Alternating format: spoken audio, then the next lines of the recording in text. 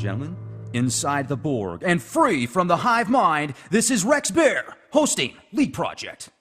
The Leak Project was created to offer awareness and information not found in the mainstream news. With over 90% of the world's media controlled by only 6 enormous conglomerates, many people today are looking for more accurate information. The Leak Project offers a refreshing approach to the brain-drained media. Check back daily for new content as we thrive to bring you the cutting edge in news, current events, on-scene video footage, interviews, and most importantly, the truth.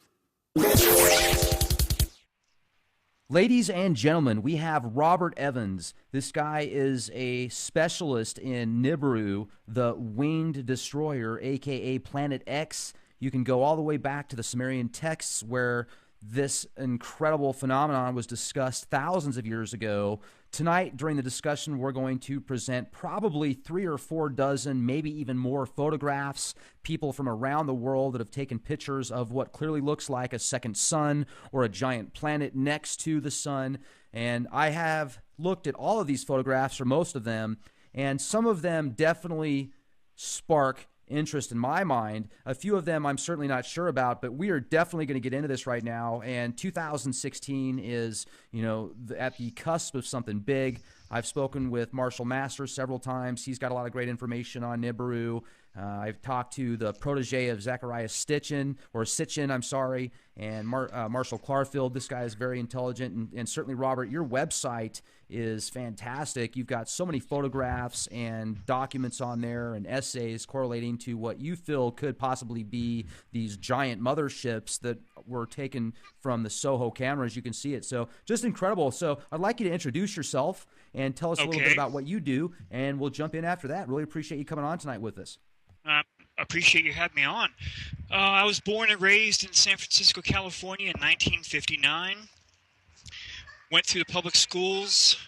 In 1996, I ran for U.S. Congress here in the 12th Congressional District against Tom Lantos. I ran again in 1998.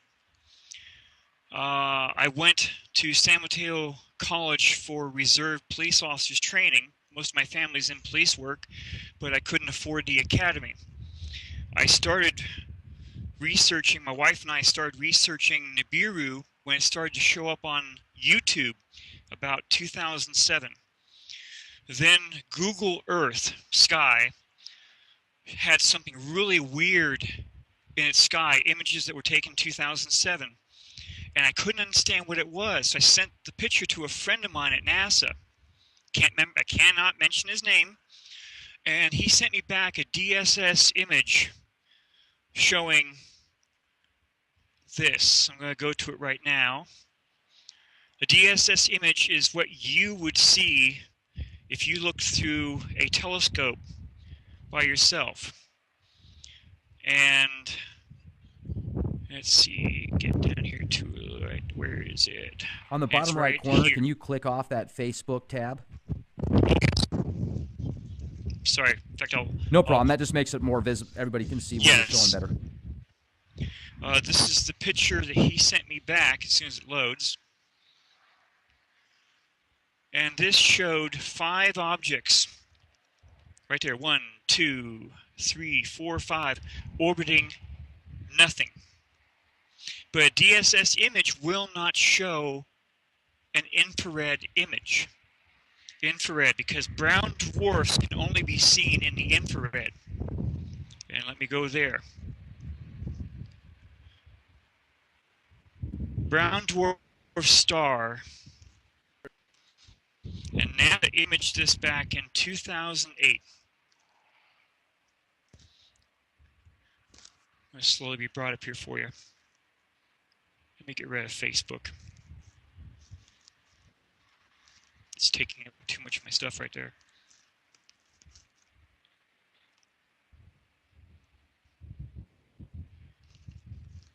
While you're pulling this up, too, I just want to bring up, I watched something from a Russian newscast that came out recently. They've been following it very well. Yeah, that's very interesting. Here's our brown dwarf star. Here are 5 of its 6 planets. It actually has a dwarf planet called Sedna. So if you were to go into your astronomy type thing and pull that up, it will be very interesting. Let me get that photograph again. Let's see. Let me get up there. See, NASA's been leaking this stuff for years. Okay? Now, do you feel that that's intentional, or maybe there's people that just want It's the truth to get intentional. out? So, okay, you as a Okay, whole, you feel that it's intentional. it is intentional. A lot. Okay. How far do you want me to go back? Whatever you feel is Okay. pertinent. Let's go there. In Zachariah Sitchin's book, The Lost Book of Enki, the 14 tablets in there, tablets number 9 and number 10, talk about how they knew their orbit through the solar system had been altered. And they knew they were going to be coming close to Earth. They knew that they were going to be coming on the wrong side of Earth, and it was going to be causing a pole shift. There's Sedna. That's a dwarf planet. That's number 7 in the Nemesis star system. Nemesis is a brown dwarf that orbits around our solar system. Planet 6, Nibiru, swings through our solar system with almost this same angle, about 35 to 40 degrees. Eisenhower met with 3 alien races back in 1954 at what was used to be called Muroc Airfield, now called Edwards Air Force Base. He tried to have advanced technology treaties. They turned him down. They wanted all of our nuclear weapons. In exchange, they would partially give us advanced technology because they were afraid we'd kill ourselves. Eisenhower distrusted them and told them to leave. And if they showed up again, we'd shoot them from the skies. They offered their help and support with a brown dwarf star and its rogue planet that was going to be swinging through our star system pretty soon. He turned down their offer. During this 2-day meetings, Eisenhower had a spiritual advisor there, Bishop McIntyre, the Bishop of Los Angeles. Sworn to secrecy. He refused. They wanted him to swear to God he wouldn't mention it to anyone. On his way to Rome, he stopped to get refueled. The men in black forced their way onto the plane and argued with him and wanted him to swear to secrecy. They were taken off the plane. He went to Rome and he spoke to Pope Pius XII and told him everything. Pope Pius was angered because the bishop told him there were 2 races living here on earth that looked just like anyone on the street. He never mention which ones. Pope Pius was afraid that the Catholic Church would lose all of its influence if they ever found out that aliens were here. He put an archbishop in charge of the bishop and started secret meetings with the aliens. Word of this got back to the Anunnaki. We were calling them the Nordics. Eisenhower went to Holloman Air Force Base in 1955. As soon as his plane landed, he ordered the field to be shut down. He ordered the Doppler radar systems to be shut off. According to all accounts, the Doppler radars were what caused the 3 ships to crash around Roswell. The Army got 1 ship, the Navy got 1 ship, the Air Force got 1 ship.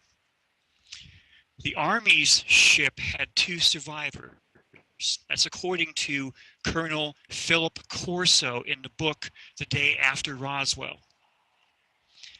1 survivor played dead, then tried to run for it. He was shot dead.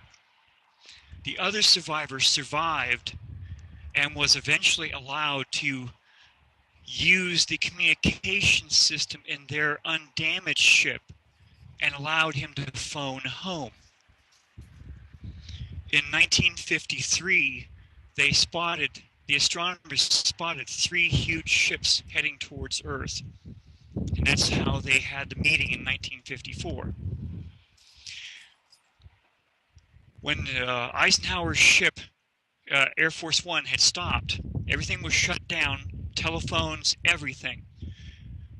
2 ships appeared. They're about 50 feet in diameter. One stayed hovering, one landed right in front of Air Force One. Eisenhower was seen leaving Air Force One and entering the ship. He was in there for about 45 minutes. Now, from what I've heard from other sources, Eisenhower tried to have the same type of technological meeting with the Anunnaki. They turned him down because they had almost destroyed us thousands of years before with nuclear weapons. And they thought that we would destroy ourselves and would possibly destroy their bases on their moon. They still considered the moon to be theirs. Let's jump into that for a second. I've got to ask this question because the moon is such an anomaly as it is, where it is, the way that it rotates, the type of materials that were supposedly taken from there, why we haven't really been back since the late 60s, early 70s, or whatever. What do you think that the moon actually is, and do you feel that there's probably bases, or maybe are they there now, like on the dark side of the moon? Okay. According to Colonel Philip Corso, the surviving ET told the powers that be that they had bases on the dark side of the moon. And if you've ever read the book, the Day After Roswell, it explains it in the book. It explains how they took everything off the dead aliens and they took everything out of the ship and turned it over to different companies. And that's how we have fiber optics. That's how we have infrared vision. That's how we have computer chips. That's how we have lasers and a whole bunch of other stuff. Now, the photograph you're seeing right there, that is from 2008, showing the planet Nibiru. And all those circles around it are its moons.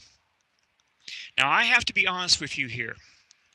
The planet Nibiru orbits between Jupiter and Mars. There's no way in heck we could be seeing the planet Nibiru in our skies. I think that what we are seeing, what was seen thousands of years ago, Wormwood, the destroyer, Doom shape, is one of its moons. And I think that's those orbits you're seeing right there. See, a brown dwarf and its planets, and okay. Eisenhower set a lot of things in motion after they left. First, he didn't want anyone at the White House to talk about aliens or spacecraft ever again.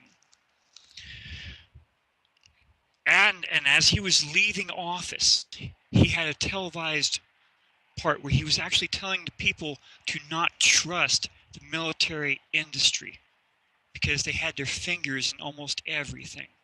At least that's what everyone took from it. I'm quite sure, I don't know this for certain, that Eisenhower spoke with incoming President Kennedy.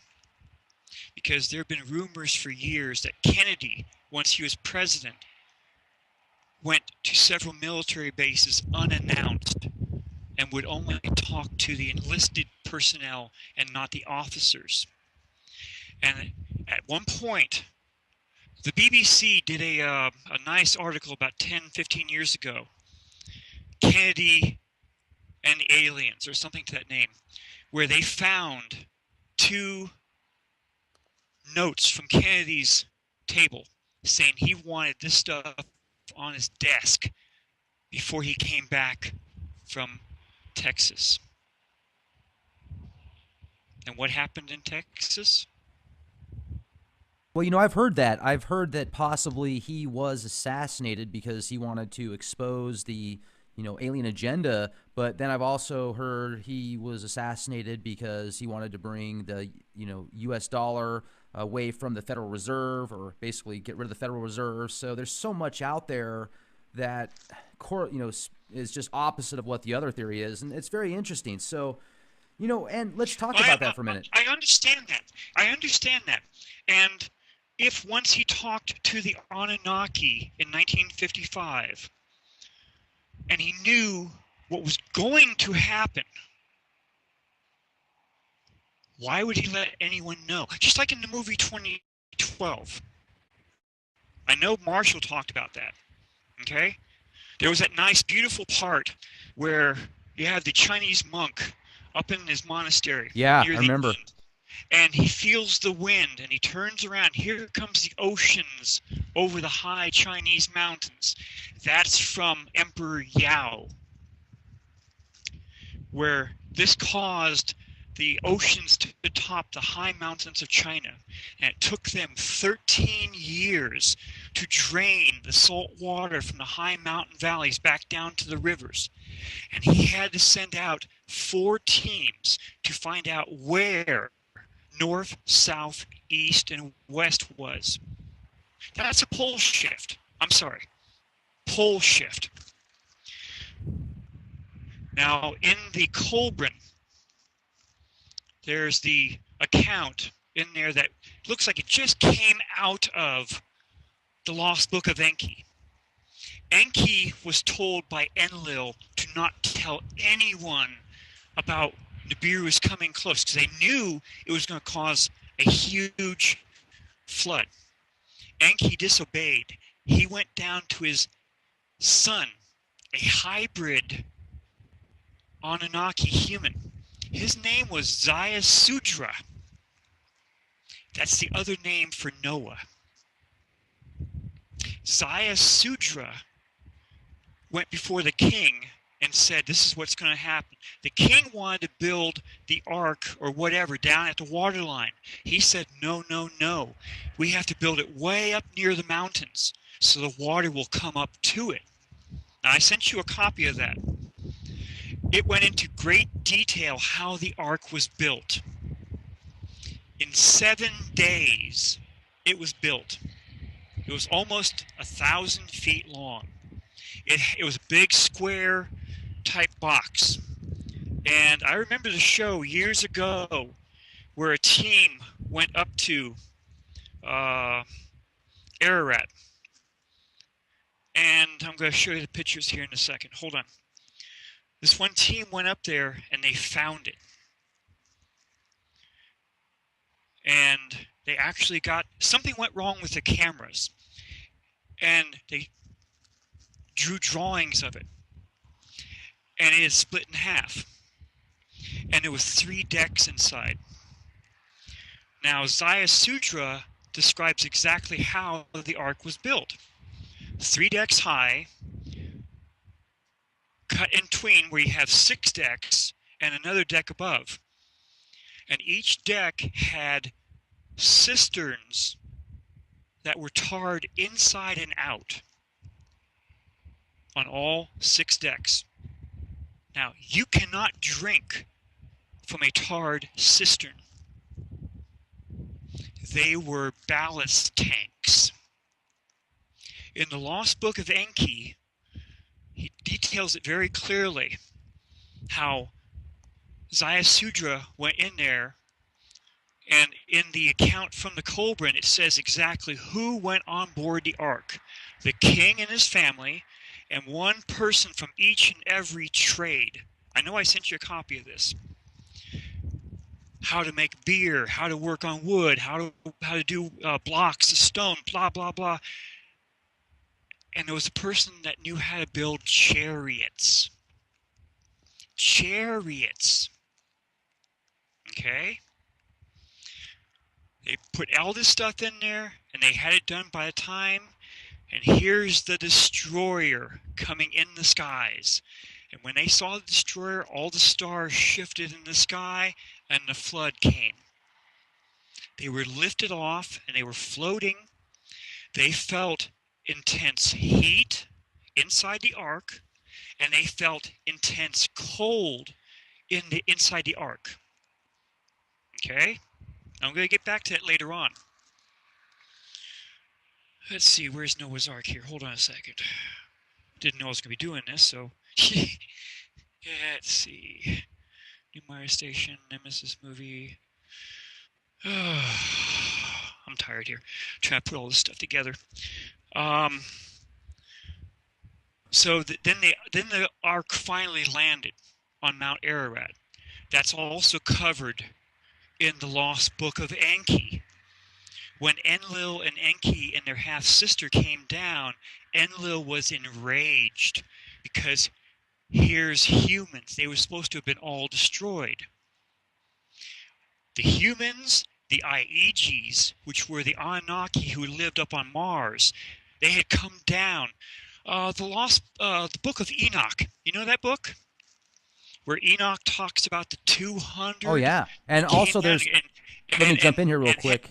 Yeah, go Robert, ahead. isn't there a bunch of Enochian calls that are supposedly able to summon up these deities, which some call angels, some call demons, and some call extraterrestrials? Or the Watchers. Yeah, the Nephilim. I mean, there's a whole bunch of different names. In the Lost Book of Enki, Anu, the king of Nibiru, came down to Earth. They had a huge celebration. 200 of the Aeges came down from Mars to be there. They had a plan. They were going to grab 200 females because the Aeges up on Mars didn't have human females to have families with. Only the Anunnaki on Earth did.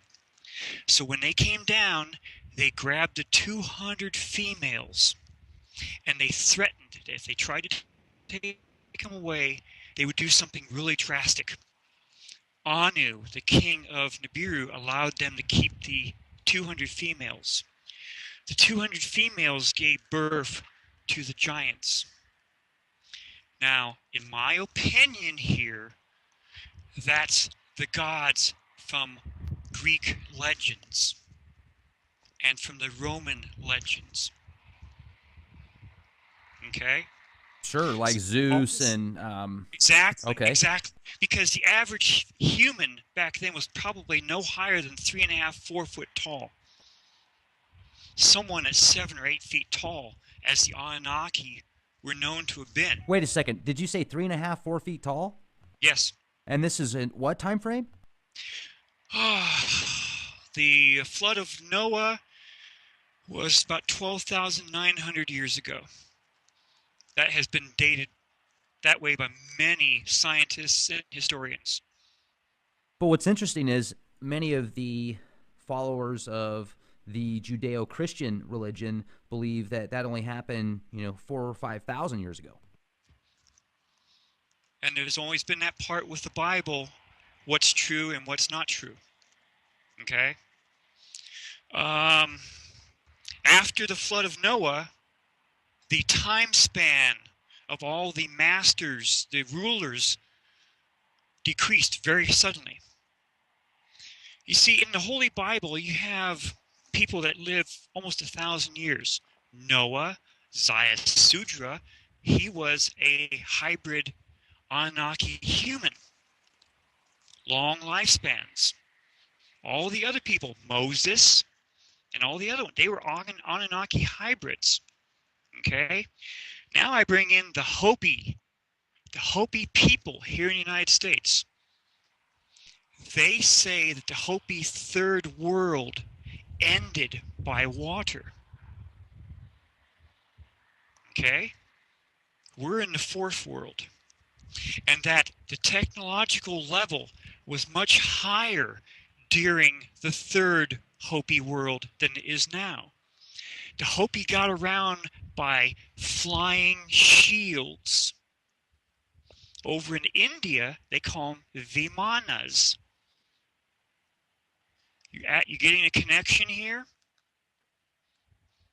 The Hopi also said that the Earth's rotation was reversed at the end of the third Hopi world.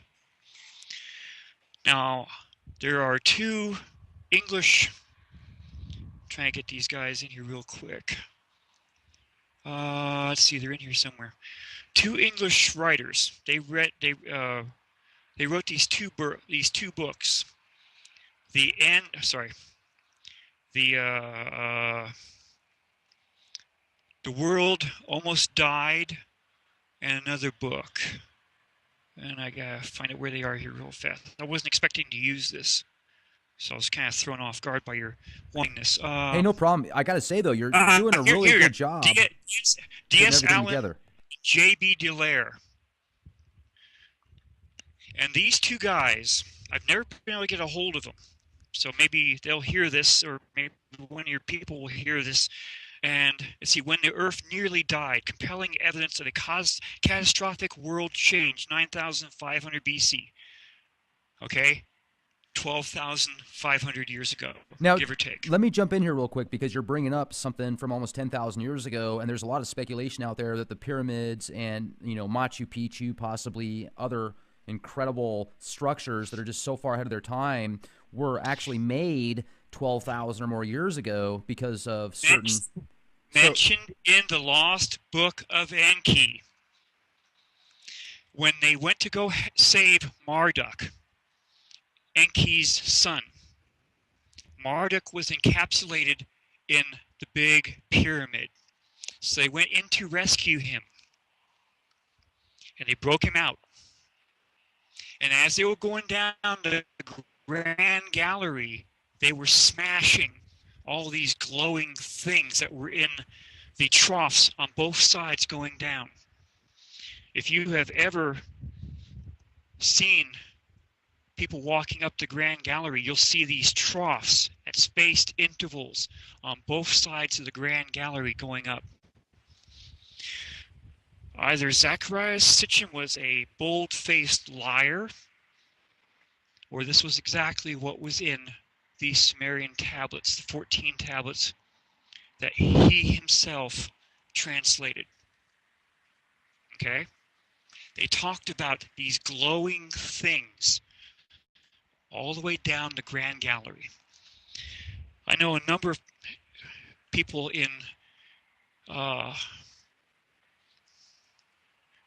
the Alien show. Mine's going blank right now. X-Files? No. Scully? Ancient Aliens. Okay. Yeah. Okay. They've all said that the pyramid was some kind of a power system. And I think they did. You see, recent leaked information from NASA says that our sun puts out what this person called hyperboles of energy out to each one of its planets. Can you show us that picture while you're talking about this, of that what looks like a giant battleship getting close to the sun, like it's harnessing its energy? Yeah. Hold on. Now, I was told these things were all. Let me guess. There's stuff there. Even if you just go to your website, it's right on your website. I have them right here. Hold on. You'll see almost all of them as I'm going down over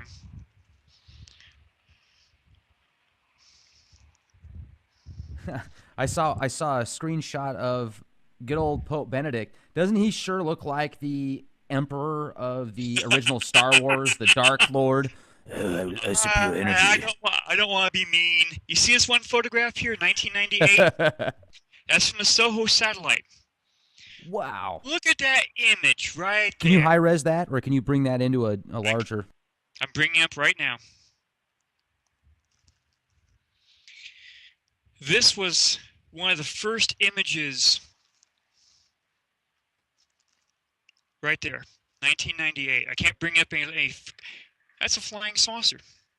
But if you look at it, that can't be scale representation towards the sun, is it? I mean, that if that's the case, that's the sun right there. So there's no way that you would. There's no way you've got this ship that's 10 times the sun. You see that thing right there? There's a rod right there that goes out and holds that right over the sun. It's like it's sucking its energy. No, that rod holds that disc out in front of the lens. So you're not seeing the blinding color of the sun coming all the different sides. That covers the sun. And that was heading right towards the satellite. How big do you think that thing is? It almost took it out. Okay? Here's something else that the SOHO satellite has been catching since 1999. What the heck is that flying through our solar system? It's like a giant root canal. There's the sun right there. That thing is larger than the planet Jupiter.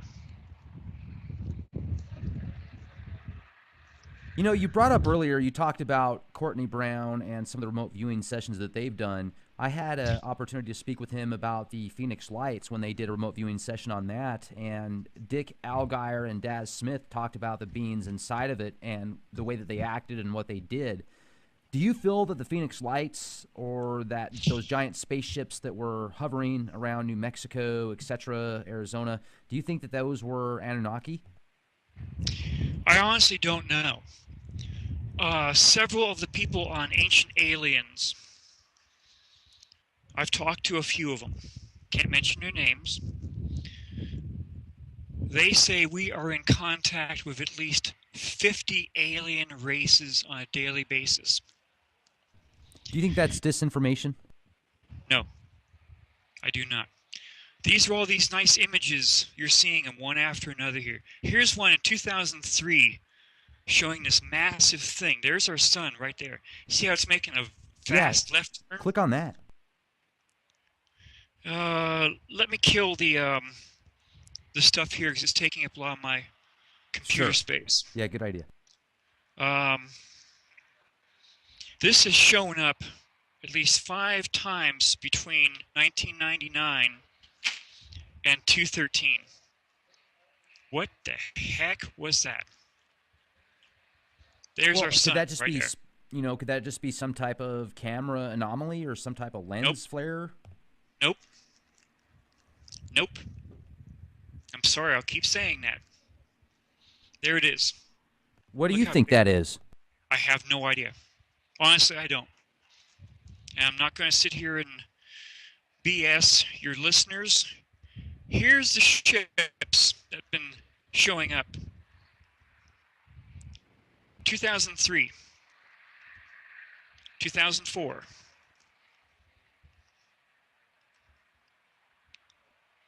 There's that big thing. Can you make those a little bit bigger?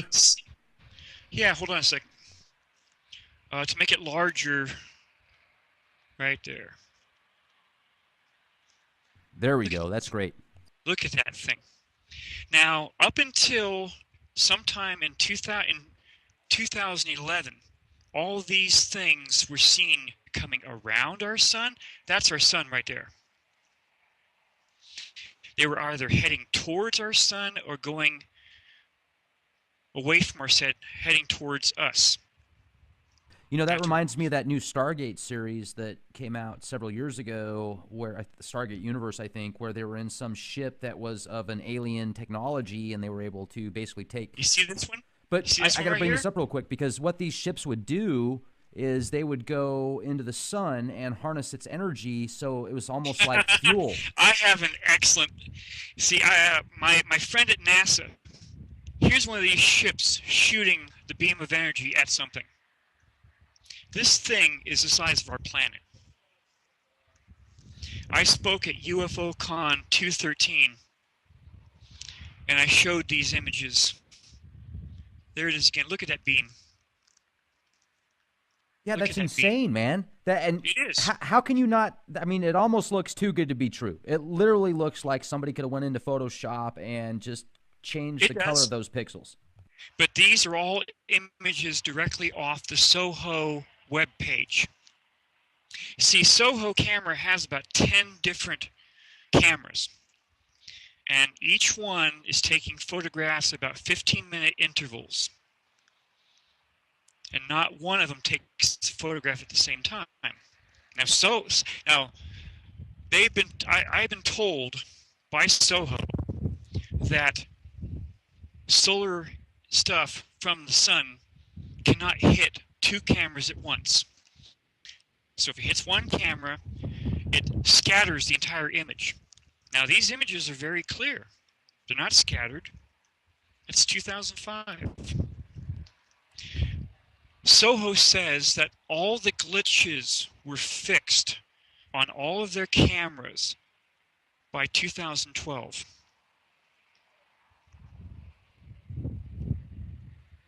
Okay? Sure. I've got these images all the way up until today. So, and that one picture right now, you know, they seem to all have a very similar outline. Yes, they do. And I'm coming up on see, like that one right there. That thing is ginormous. Okay. And how it is. And I'll show you how large it is real soon. Let me get to it real fast. One photograph after the other after the other. Come on, 2005. We're getting very close. And that last one there is one that looks like it turned on its cloaking device, where only part of it was disappearing. Okay. Same basic thing over and over. Look at that. Look at that beam. Now I showed these to a military friend. Can't mention what or who or how high he was. And he wanted to look at these images, the images of these things firing something. And he took them to work with him. And he put it under different types of stuff. Wow. That one you've got on right now is just right there. 2005. This is from the SOHO EIT 304 ultraviolet camera. Now look at that thing right there, coming down the left-hand side of our sun. You know, it just reminds me of that end of the movie Men in Black. There it is, enlarged. Yeah. It reminds me of that movie Men in Black at the very end where they open up a locker and the locker is basically opens up another portal. Anyway, it's just so fantastic, this information you're bringing out. You know, and NASA's been filming this stuff for years, okay? Now, everyone tried to say, oh, it's not real, it's this, it's that. I even had people from MUFON tell me this is all BS. And they gave me one excuse after another after another. What were their excuses? That it was all garbage. I was faking all this. Now, this is from the U.S. Navy's SETI camera. Now, I went on to the SETI pages, and I was looking through all their photographs, and not one of these photographs were still there. They had deleted every single one. Where, look at those. Stay at that one right there. Look at all these things. What is this? What in the world is this? This is from the U.S. Navy's SETI. Now, this is either from stereo ahead or stereo behind.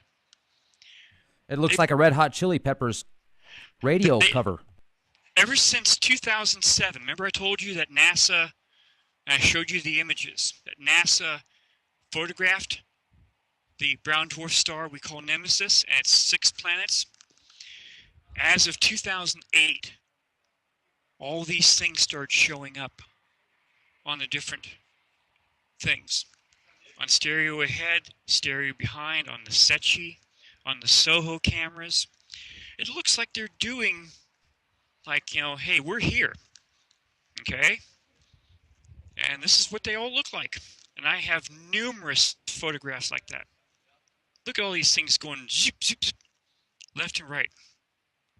I mean, it's almost as if these pictures that you're showing us here, they look like total, it seriously looks like a Photoshop, Robert. It looks like somebody went in there and had just a good old time putting all these strange white circles and etc. I wish it was. Seriously, I wish it was. Okay? But you're seeing what I took directly off the cameras. This is from stereo ahead, 2009. Yeah, what's this? I mean, these things are huge. If they're this, do you think that that's in scale compared to the sun? If you look at the sun in the middle there? That's the sun right there. Yeah. Is that in scale? Okay, let me show you another one. Now, I was told that this is all star this, it's all star that, and it's all BS, and it's not to be believed. Okay? See, our ET friends, they've been working on this for a long time. They knew that this stuff was going to be coming through, and they've been setting us up. Okay? 2011.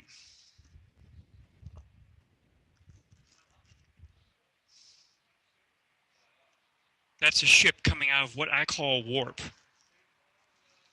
A huge blast and quickly decelerating.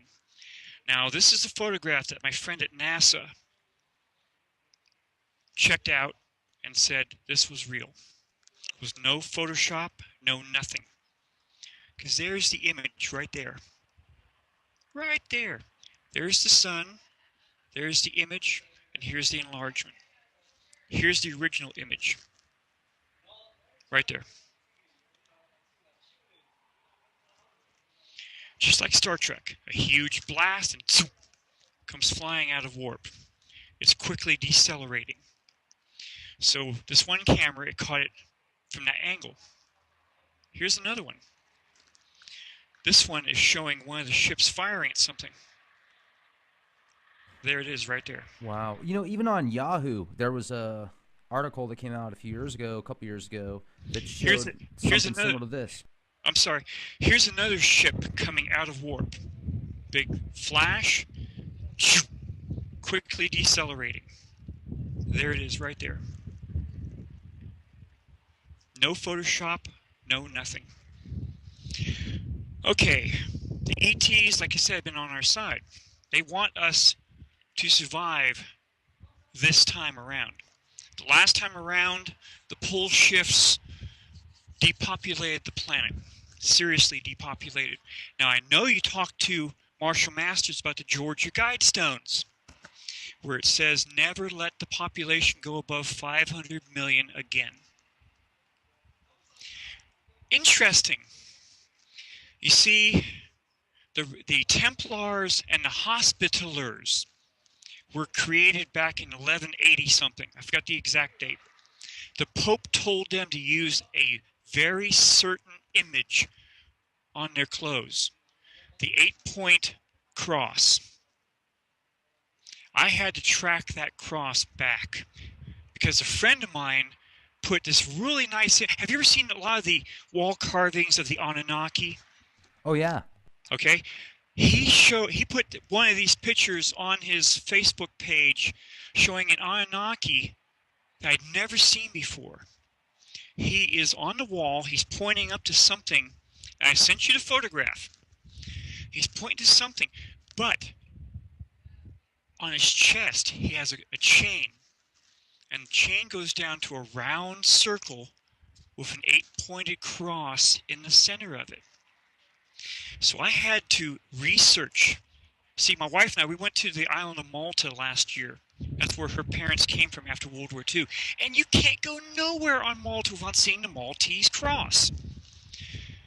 And here's this Anunnaki wearing the Maltese cross. That image showed the mark of Cain. When Cain killed Abel, he was marked. And he was put to the other side of the planet. And in the Holy Bible, Cain had a family. Wait, hold on a second. You only have Adam, Eve, and Abel. Who's Cain having a family with? Okay? I'm not knocking anyone's religion. But too many questions. When you dig back through ancient history, 1600, Mosai of China. Mosai of China, a lot of the ancient stuff was saved. The first Chinese emperor tried to destroy all of history before him by burning everything.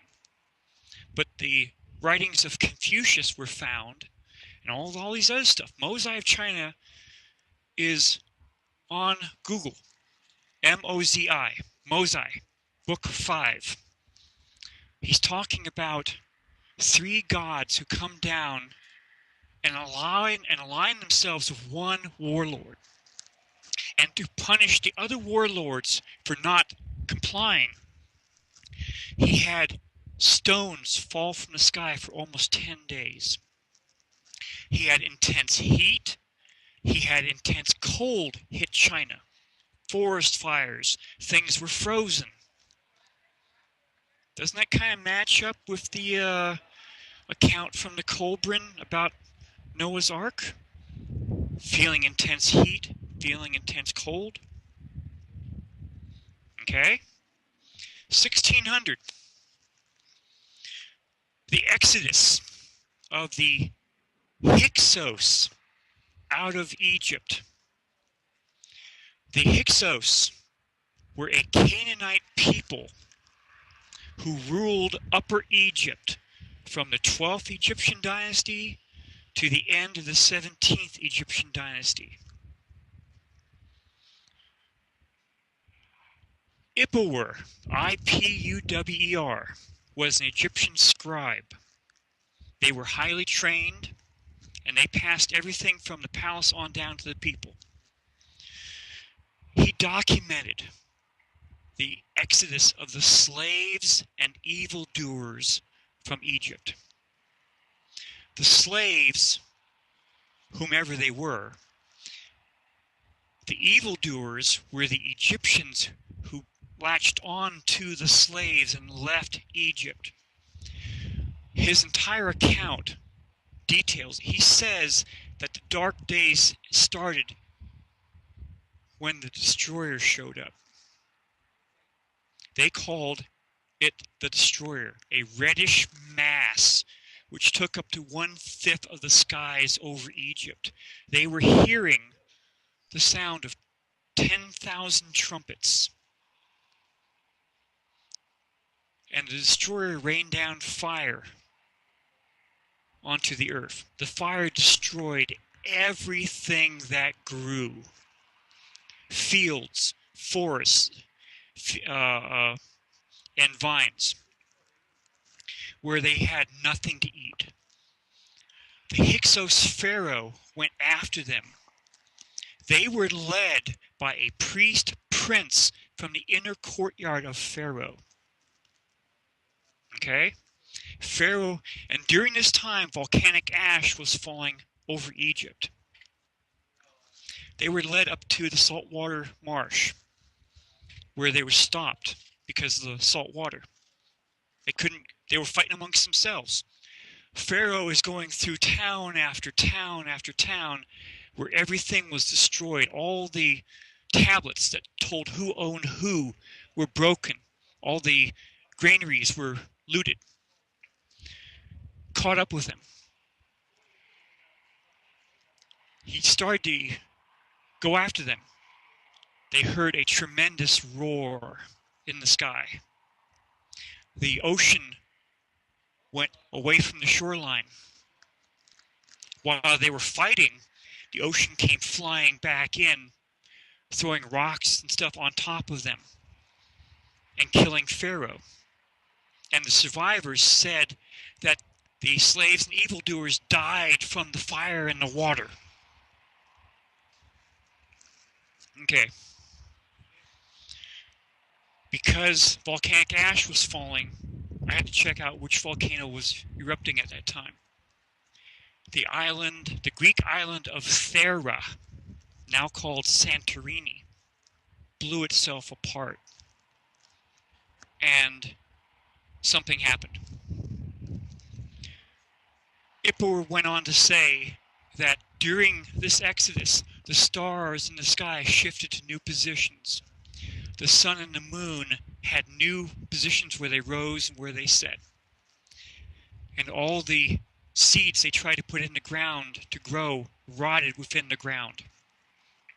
Then he goes on to say that the destroyer had been in the sky twice before. It had actually struck the planet Earth once or twice, and that the land had been swept clean by the oceans twice. Herodotus, one of the ancient Greek people, also said that the sun had set in different positions before.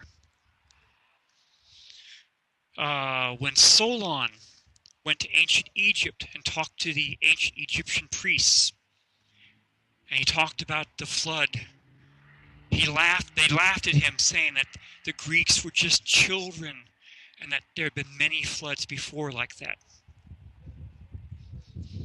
Okay, Emperor also said that he wished that they had paid attention to the god of the slaves. And he called them the Hebrews. Wow. Okay? Okay. I checked who the Hyksos were. They were Canaanite people. And that the new Pharaoh chased the Hyksos up towards what we now call Jerusalem. Okay, Akhmos and his brother kicked the Hyksos out of Egypt. Very few people talk about this. It's only been mentioned on Ancient Aliens recently, but no one's paying attention to it. Akhmos became pharaoh sometime around 1550. So you had the Exodus sometime between 1627 and 1558 BC. Akhmos in Hebrew means brother of Moses. The Egyptians don't want to talk about the Hyksos. In fact, they tried to erase them from history. The Egyptian government doesn't want to talk about the Hyksos or the Hebrews because that would mean they're saying, yes, the Israelis are talking correct. The United States won't push the Egyptians on this stuff because that will cause all kinds of world problems. So everyone's keeping it quiet until just recently on a few shows they're starting to mention it. Now, the destroyer was in the skies during the Exodus. At the end of the Exodus, you had the 18th dynasty started by Akhmos I. During the 18th dynasty, you had Akhenaten, the guy with the really extended skull, and his wife. And every time you see a picture of them, they're praying to what looks like a sun. I think they're praying to Nibiru. Some people have said that Akhenaten was actually Moses. Akhmos, brother of Moses. After this took place, Akhmos created a stela. And on this stela, in Egyptian hieroglyphics, he detailed very clearly what he had to have repaired. And this stela was put down. And eventually it was destroyed and used as filler for something else, and it was found during the 1800s. And they put it back together partially, and they were able to do a carbon drawing of what was written in hieroglyphics. It's called the Tempest Stela of Akhmos. And in this stela, he talks about a massive storm that hit Egypt, where Egypt was flooded. Egypt was flooded, and all the roads were flooded, bodies all over every place. He had to go by boat going everywhere. And he talks about everything that happened. And in Egyptian hieroglyphics, he says the pyramids had collapsed. Okay? All right. So that's almost 3,600 years ago. That's incredible. And exactly. No, hold on. Pope John Paul II, 1980. He went to Germany. Had a huge group of high-paying Catholics, I'm quite sure. There was also 2 reporters. And they kept bugging the holy BS out of him about the third secret of Fatima and why it wasn't released in 1960.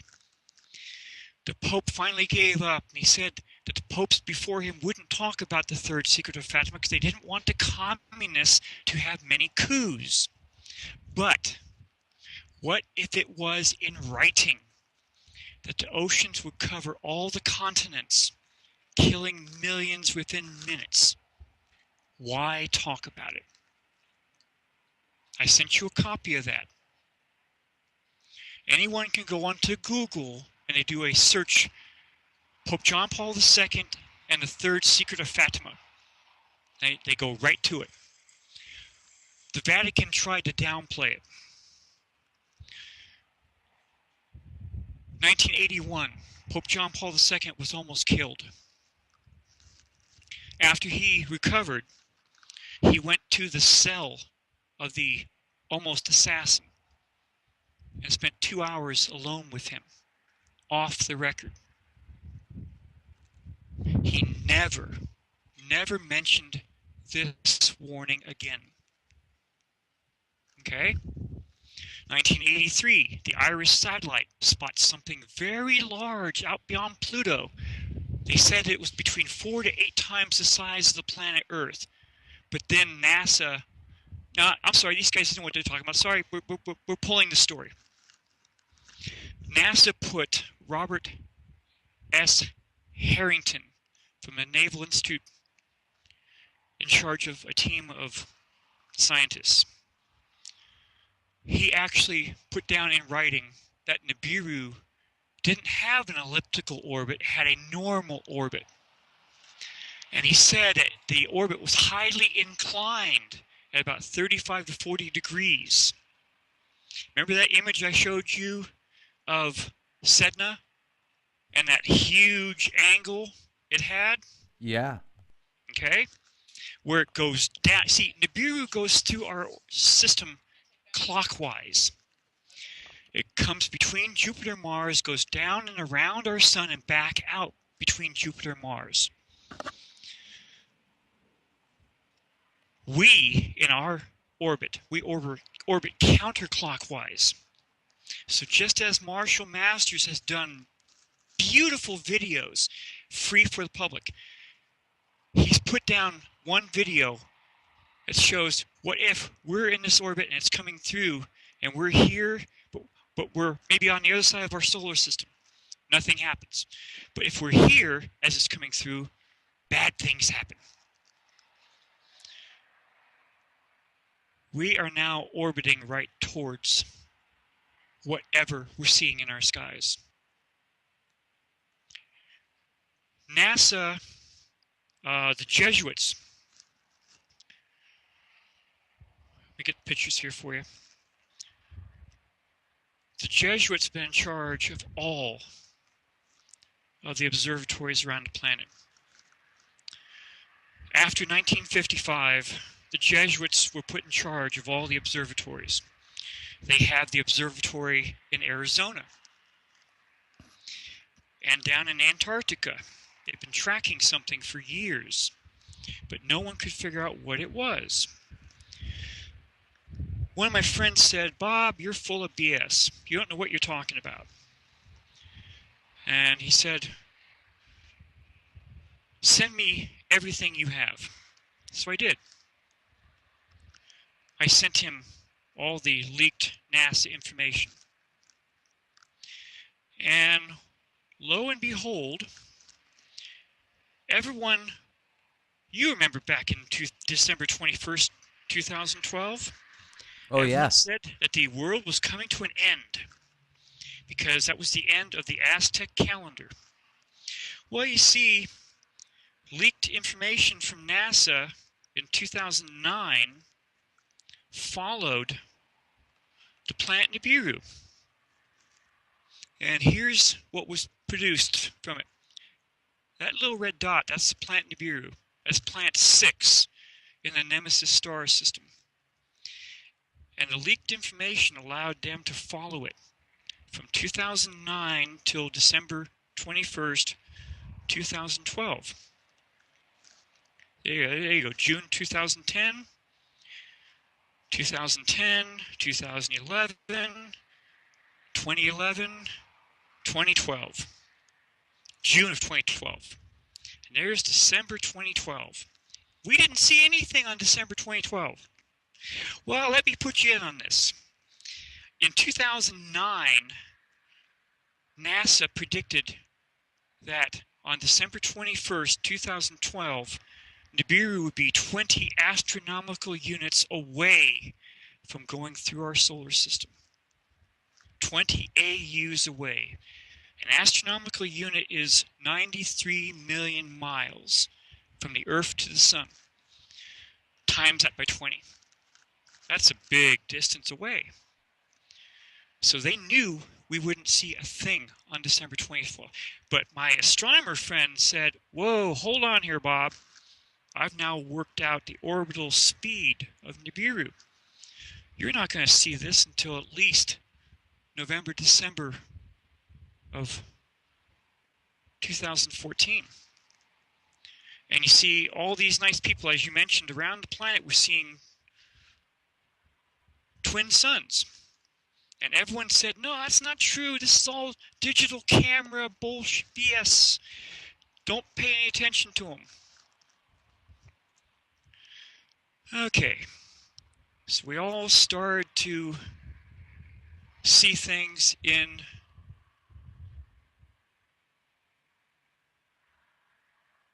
(2000).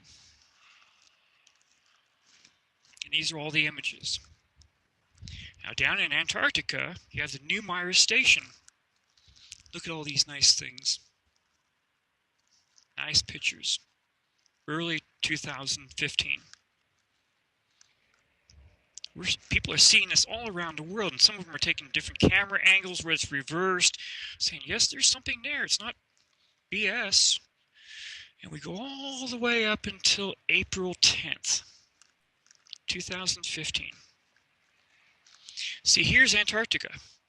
That's April 5th.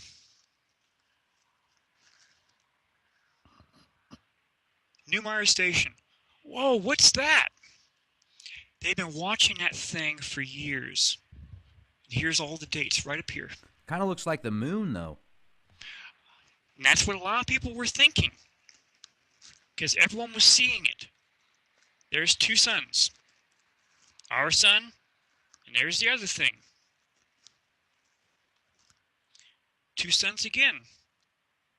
And that thing. Two suns again. One tiny thing.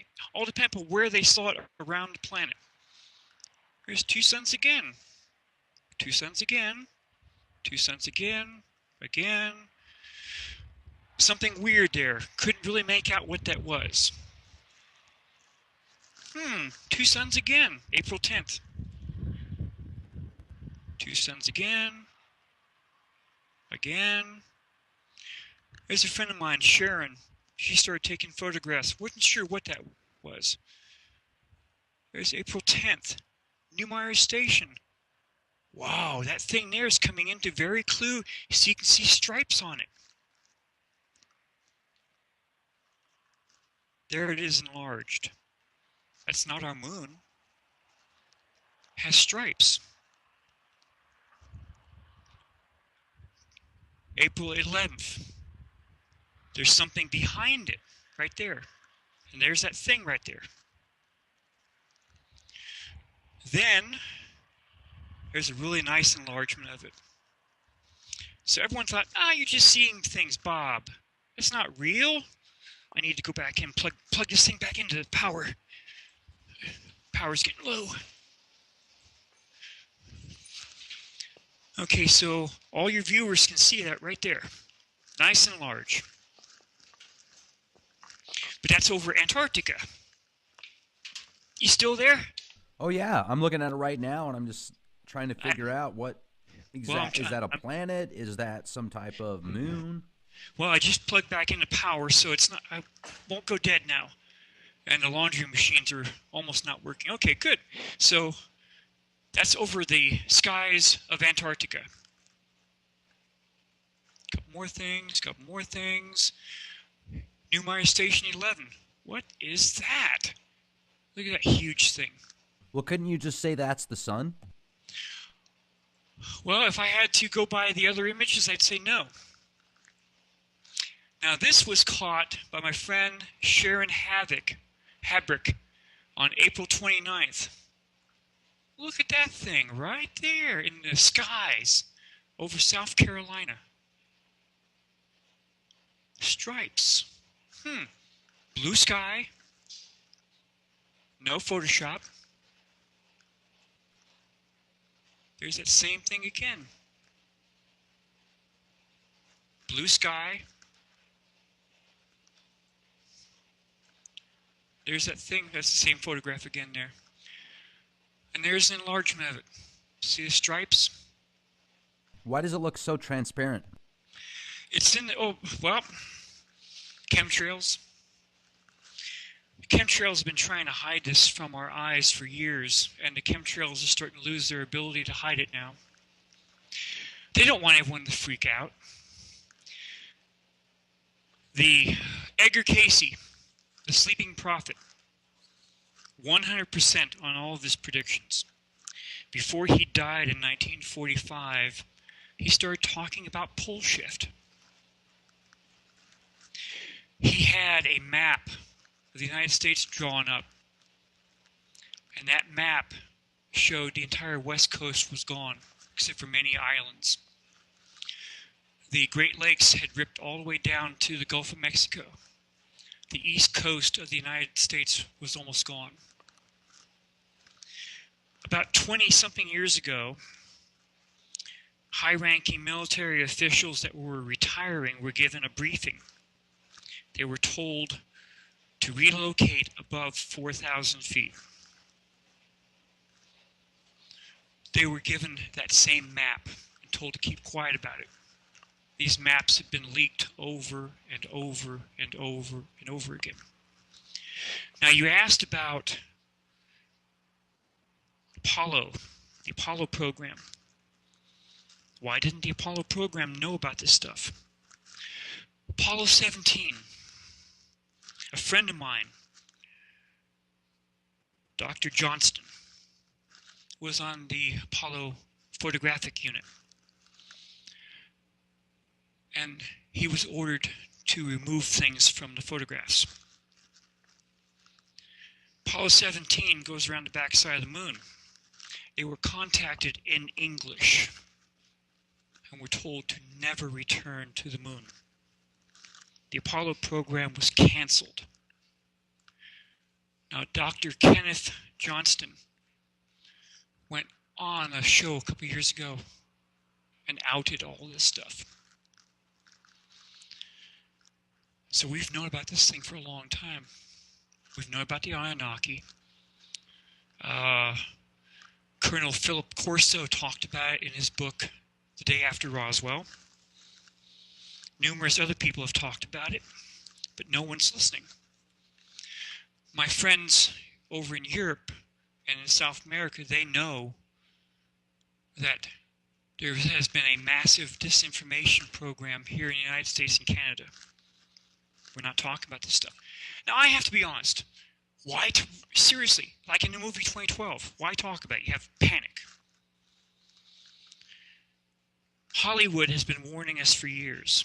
The movie ID4, Independence Day, outed the part about the president being out of the loop of Area 51 and the aliens.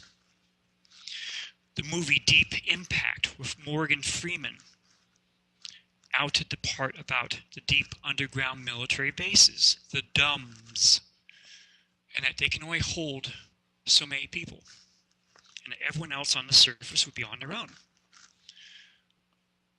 Now, I sent you a photograph of the comet Elenin.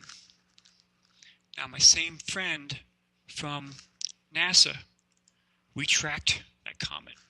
NASA never gave an official photograph of Elenin. And it was a good-sized comet. Only the amateur astronomers talked about it. There it is, Elenin. And there it is right there. There it is. Extinction level event. Just hold on a minute. You don't know how close you came to that.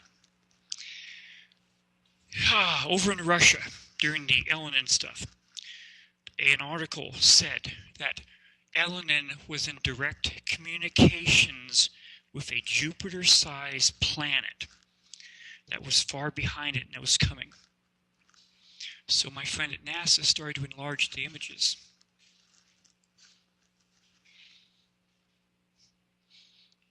And we got some interesting stuff here. That's Elenin right there. Let me enlarge that photograph for you.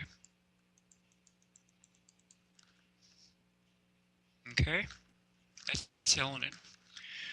Now, not too long after that article hit the news services, China came out with an article saying that alien spaceships were piggybacked on Elenin and were heading our way.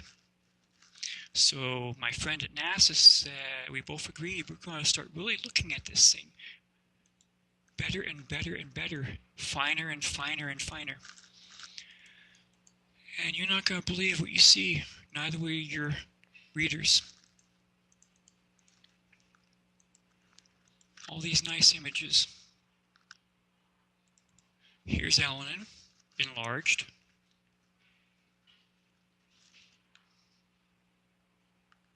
Come on, stupid laptop PC. Where's that image? I think technology is against me sometimes. And he had something really not too good to show me. Elenin was not traveling on its own. It had something on both sides of it, port and starboard.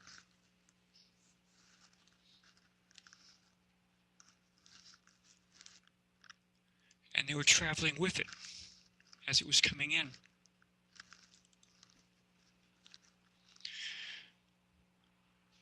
And then we decided to, all these photographs are from him.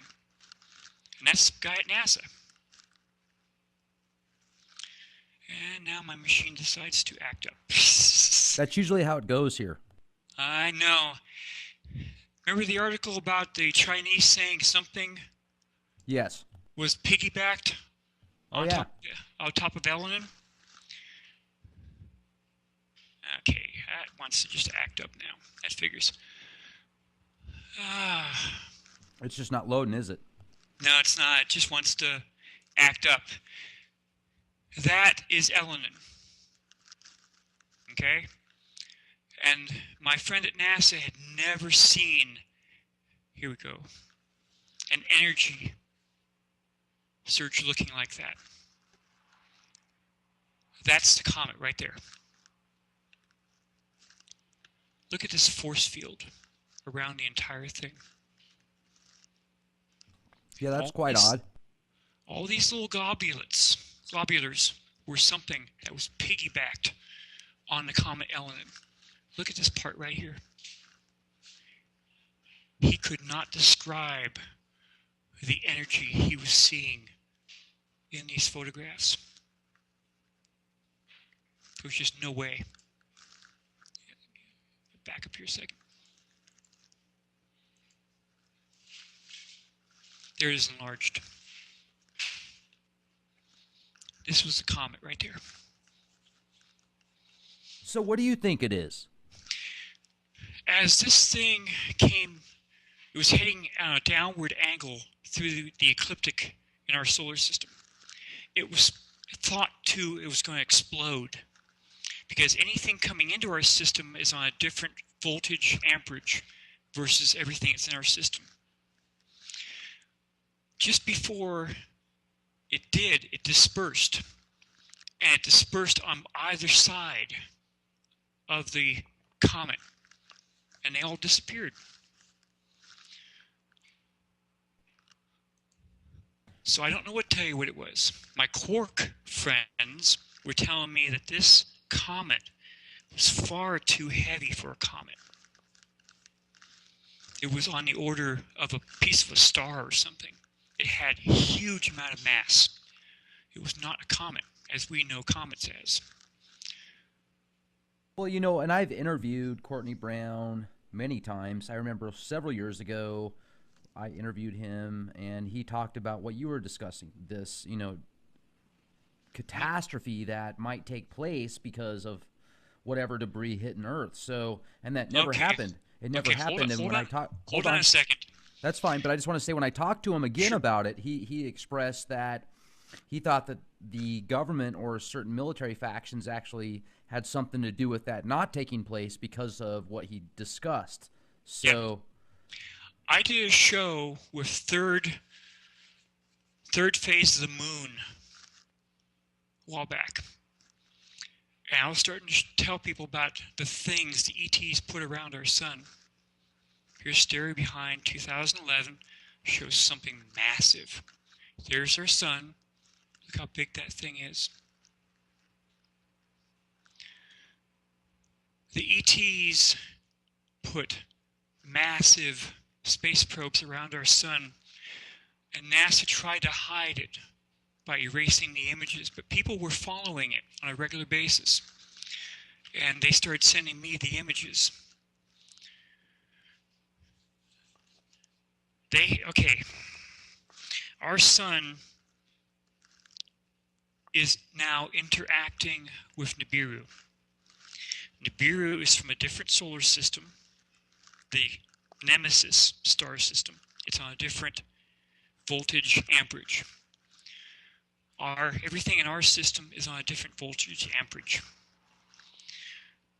As Nibiru swings through, it's interacting with our sun. Our sun's interacting with Nibiru. It's putting out a whole bunch of stuff. Now, all this stuff causes earthquakes, causes tectonic movements, causes volcanic action. As all of your listeners know, we are now in the highest volcanic activity in human history. We have one volcano after another, after another, after another. And this is exactly what Ippawar said during the Exodus, that the ground was heaving, all this stuff was happening. That's why they built deep underground military bases. That's why they built the emergency seed vaults. The seed vaults were outed by a high engineer up in Norway. The seed vaults and the deep underground military bases, he turned politician. And he went out, and I sent you a copy of this. He said that they were all built because Planet X was coming in. Now, in early 2000, a high-ranking Jesuit priest was sent out by the Vatican to tell an Italian reporter everything, because no one else was talking about it. That was Christopher Barbato. He told everything to his friend Lucas Gantamburlo, another Italian reporter, who did a video for Project Camelot in 2008, detailing everything that Christopher told him. Yes, the Pope did meet with the Anunnaki. Yes, the Pope did know about Nibiru. Yes, the Pope did know that he described the Anunnaki as a warrior race. Blah, blah, blah, blah, blah. The prophecies of St. Malachi said there was only going to be 112 popes. Pope 111 was going to be from the Benedictine order. Pope Benedict. Pope Benedict retired, the first pope in 600 years to retire early. After he got out, he went on a German radio show and blasted the Jesuits for their alien agenda.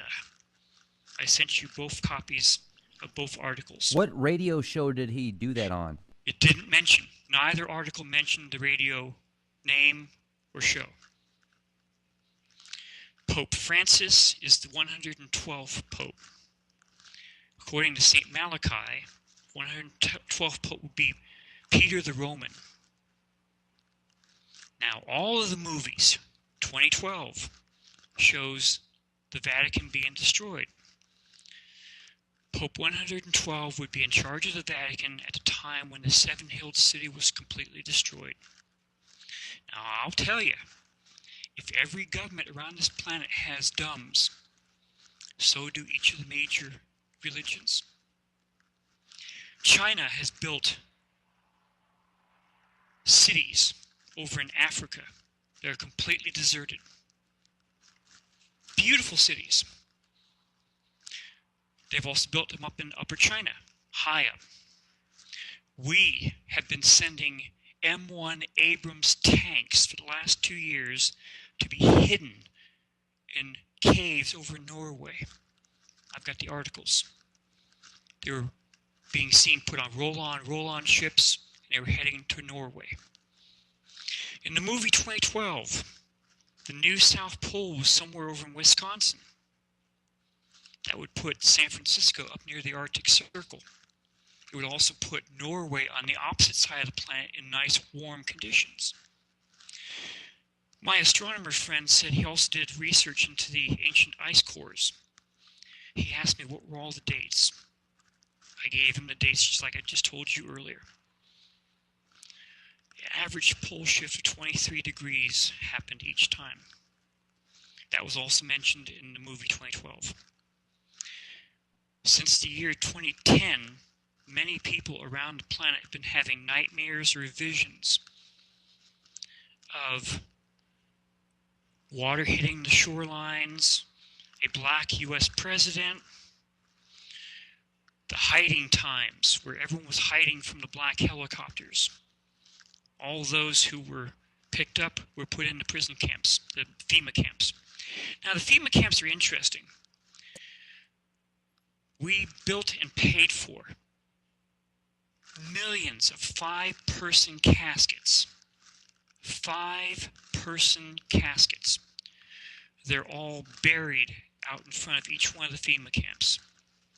Since 2010, each one of the U.S. government agencies, post office on down, have bought millions of rounds of ammunition, guns. Why do they need that?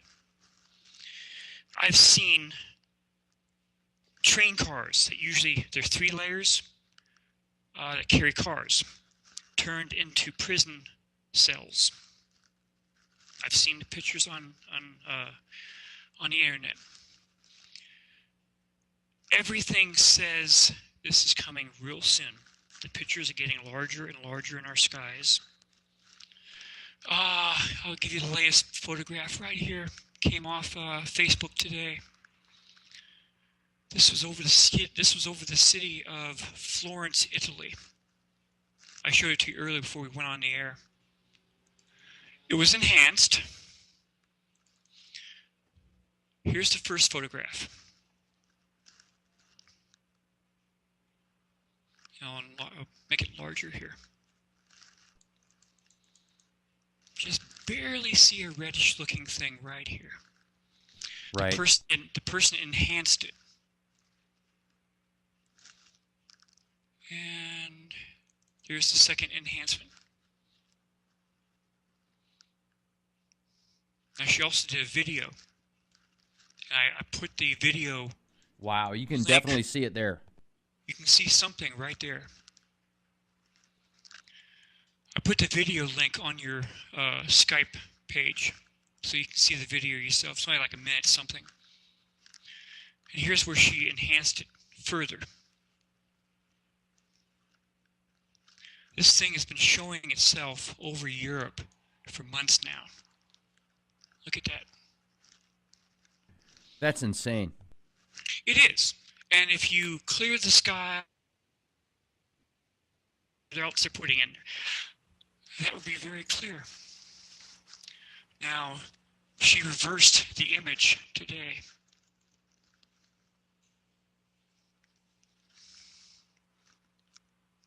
Here's this image right there. Massive thing in the skies over Florence, Italy. It's huge. It's ginormous. Now, Ippawar, 3,600 almost years ago, said that the destroyer took up to 1/5 of the skies over Egypt. Now, we're not that close to it yet. We're orbiting towards it. So that thing will continue to grow larger and larger in our skies. A friend of mine up in Washington, she has a very expensive infrared camera.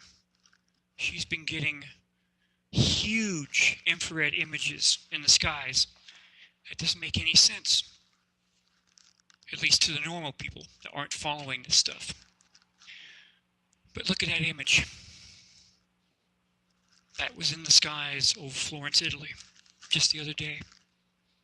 So what kind of impact is that going to have on We're going to have a everyday pole life? shift. There's going to be a pole shift. Very quick depopulation. That's why they built all this stuff. That's why they built the emergency seed vaults. The deep underground military base up in Denver, Colorado is fully active. Underneath one of the other mountains. You there? Oh, yeah. Okay. One of the other mountains up there, they have 3 15-story buildings 2,000 feet underground. They're fully active. Edgar Casey said the new Pacific shoreline would be in Denver. We're right around there. Denver has the largest emergency seed vault in the United States. So this is potentially something that could happen soon. Within the next couple months. All the indications say somewhere around March, April. You see that thing in the sky right there. That's gotten larger and larger and larger. I don't think that is Nibiru itself. I think that's one of its moons.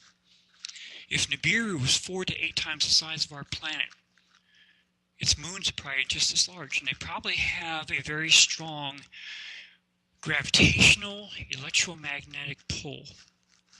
And if that pull is strong enough, it will pull the crust. In the movie 2012, they talk about this one guy who talked about Earth crustal displacement when they were on board the airplane heading to China. And when the pull shifted, he said, that's what that one guy talked about. Because suddenly they were 1,000 something miles closer to China than they should have been. Now, I know that the militaries on this planet are not going to be as stupid as you saw in the movie 2012. They're going to have everything out at sea. Because whomever has the strongest military after it all settles down will be in charge. It'll be a new world order. Okay, I got to jump in here real quick because Go I ahead, had the sorry. opportunity to speak with Cliff High earlier today, and Okay. he is a very fascinating individual. He created the web bots, the half-past human, where basically he's got this software that takes information from the web and correlates it to future events. He predicted Fukushima and many other disasters with his webbot software. Just incredible. And one of the predictions that the webbots are having for 2016 is giant earthquakes and the planet expanding. So what you're talking about with these pole shifts, etc., it kind of correlates with what his webbots have picked up on the internet. And if this is the year that it's going to happen, I am thinking of 2012, 2011, the Bible, the Holy Bible. I am not a religious person by any means. And in the Bible, it does talk about, well, there's going to be a lot of false predictions, and then nobody's going to believe when shit really does hit the fan because of all the false predictions beforehand. Exactly, the mass disinformation program. So what I am wondering is if all this 2012 stuff was created, so when this Nibiru really does show itself, this nemesis, people are going to be so numbed to crying wolf previously that they don't give a shit.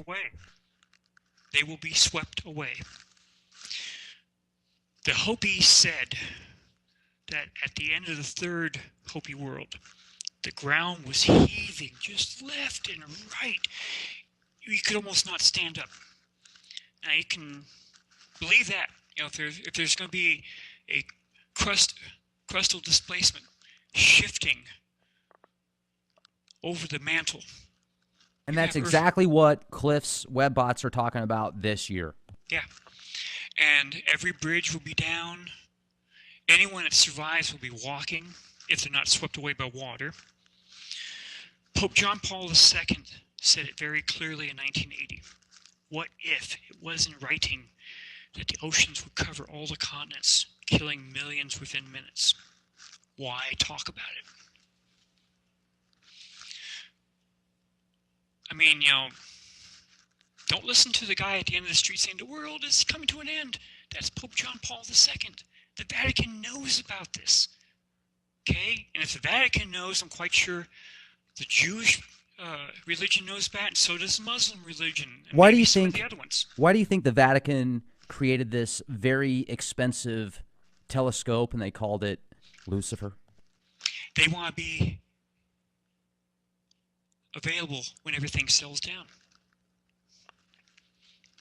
They want to have their religion for the survivors. I'm quite sure the Jewish religion wants the same thing. I'm quite sure the Muslim religion wants the same thing. They all don't want to all come to an end. But why would they name a telescope Lucifer? I honestly can't tell you. But they know it. The Hopi people know it. The Hopi people call it the red kachina. The red kachina will purify the planet Earth. The blue kachina has the Star Brothers. The Star Brothers will come down in the plaza for everyone to see. Not just to Hopi, but for everyone to see. They will take off their mask, showing everyone whom they are. Have you ever seen a picture of the Hopi kachinas? Most of them have Hopi sitting on the ground, respectfully, and the kachinas are like 8-9 feet tall above them. And they're like wearing a costume. They take off that mask, showing everyone whom and what they look like. But right behind the blue kachina is the red kachina. The red kachina will purify the earth. It will sweep the earth clean of all the people that weren't saved. Now, the Hopi were always saved by the ant people. They were saved each and every time. They were taken underground or taken somewhere where they came back up later once everything settled down. And You call them the ant people? Yes. Who do you think the ant people are? I honestly don't know. It could be another race that's living here on the planet. Like I said, ancient astronauts, a couple of the people in there, they say we're talking to at least 50 alien races on a daily basis. Yeah, but when they say we are, and I apologize for interrupting because this is fascinating. I just am bringing up what other people that are listening to this podcast might think in their minds. Sure. When you say we're talking to 50 other races, who is where? I mean, is that the, ultra D, super blue level classified 52nd degree, NSA specialists that are connected with the Andromedan race section of the, whatever? Or who's they? And I'm being facetious here. I'm sorry. Yeah. Dr. Greer. Can't remember his first name right now. No, I know who you're talking about. Yeah, he is. He's very well known within the aspects of extraterrestrials. Yes.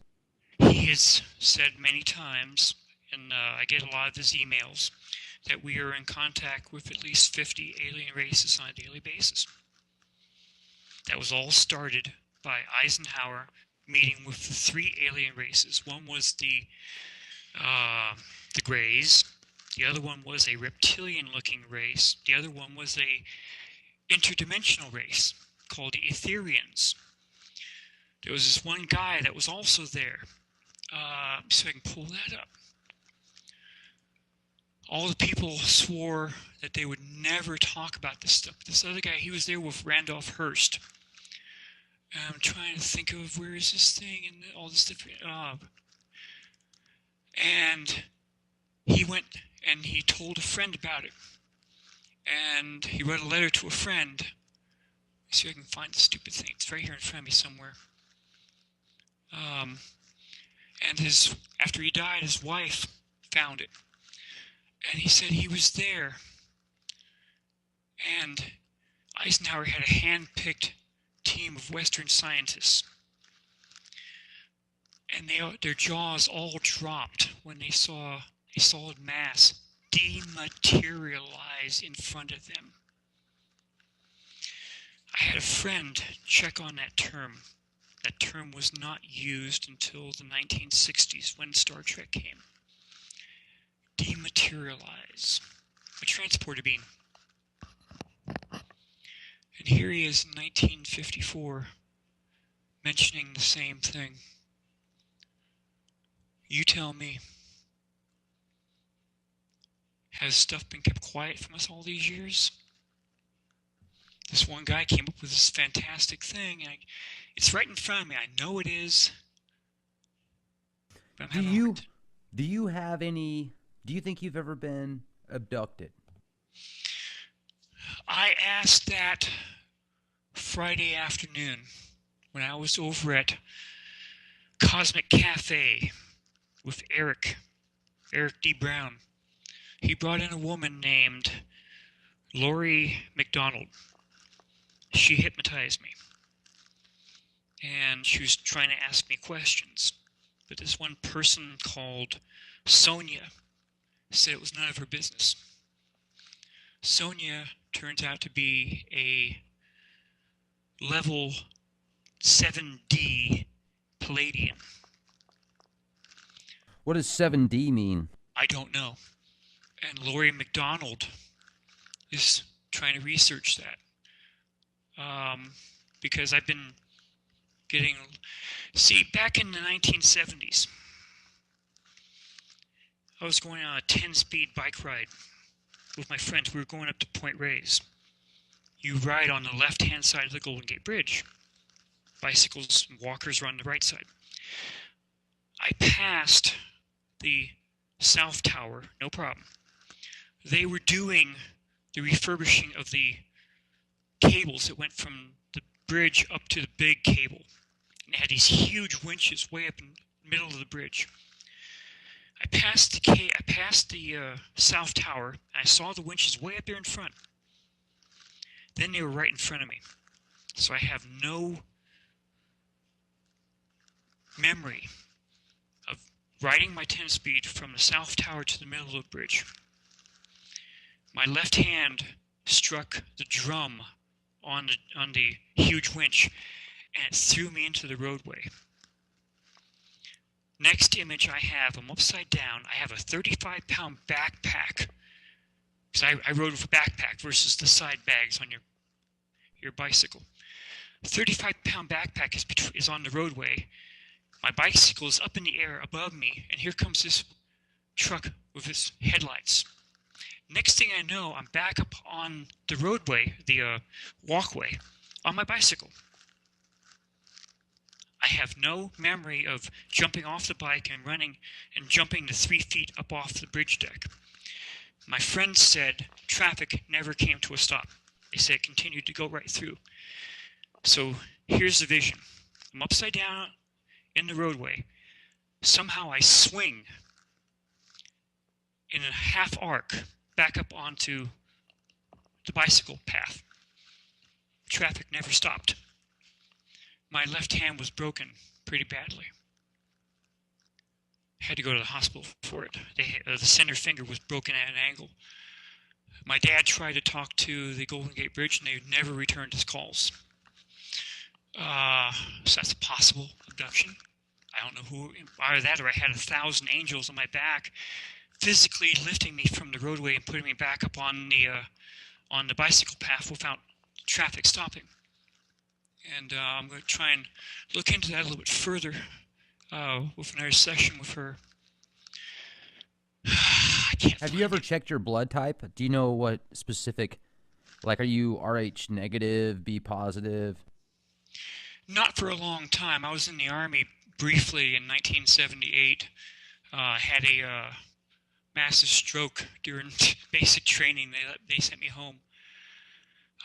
Was that after they injected you with vaccines? I hadn't gone that far into it, so I don't think so, no. See, I can't find that guy's letter.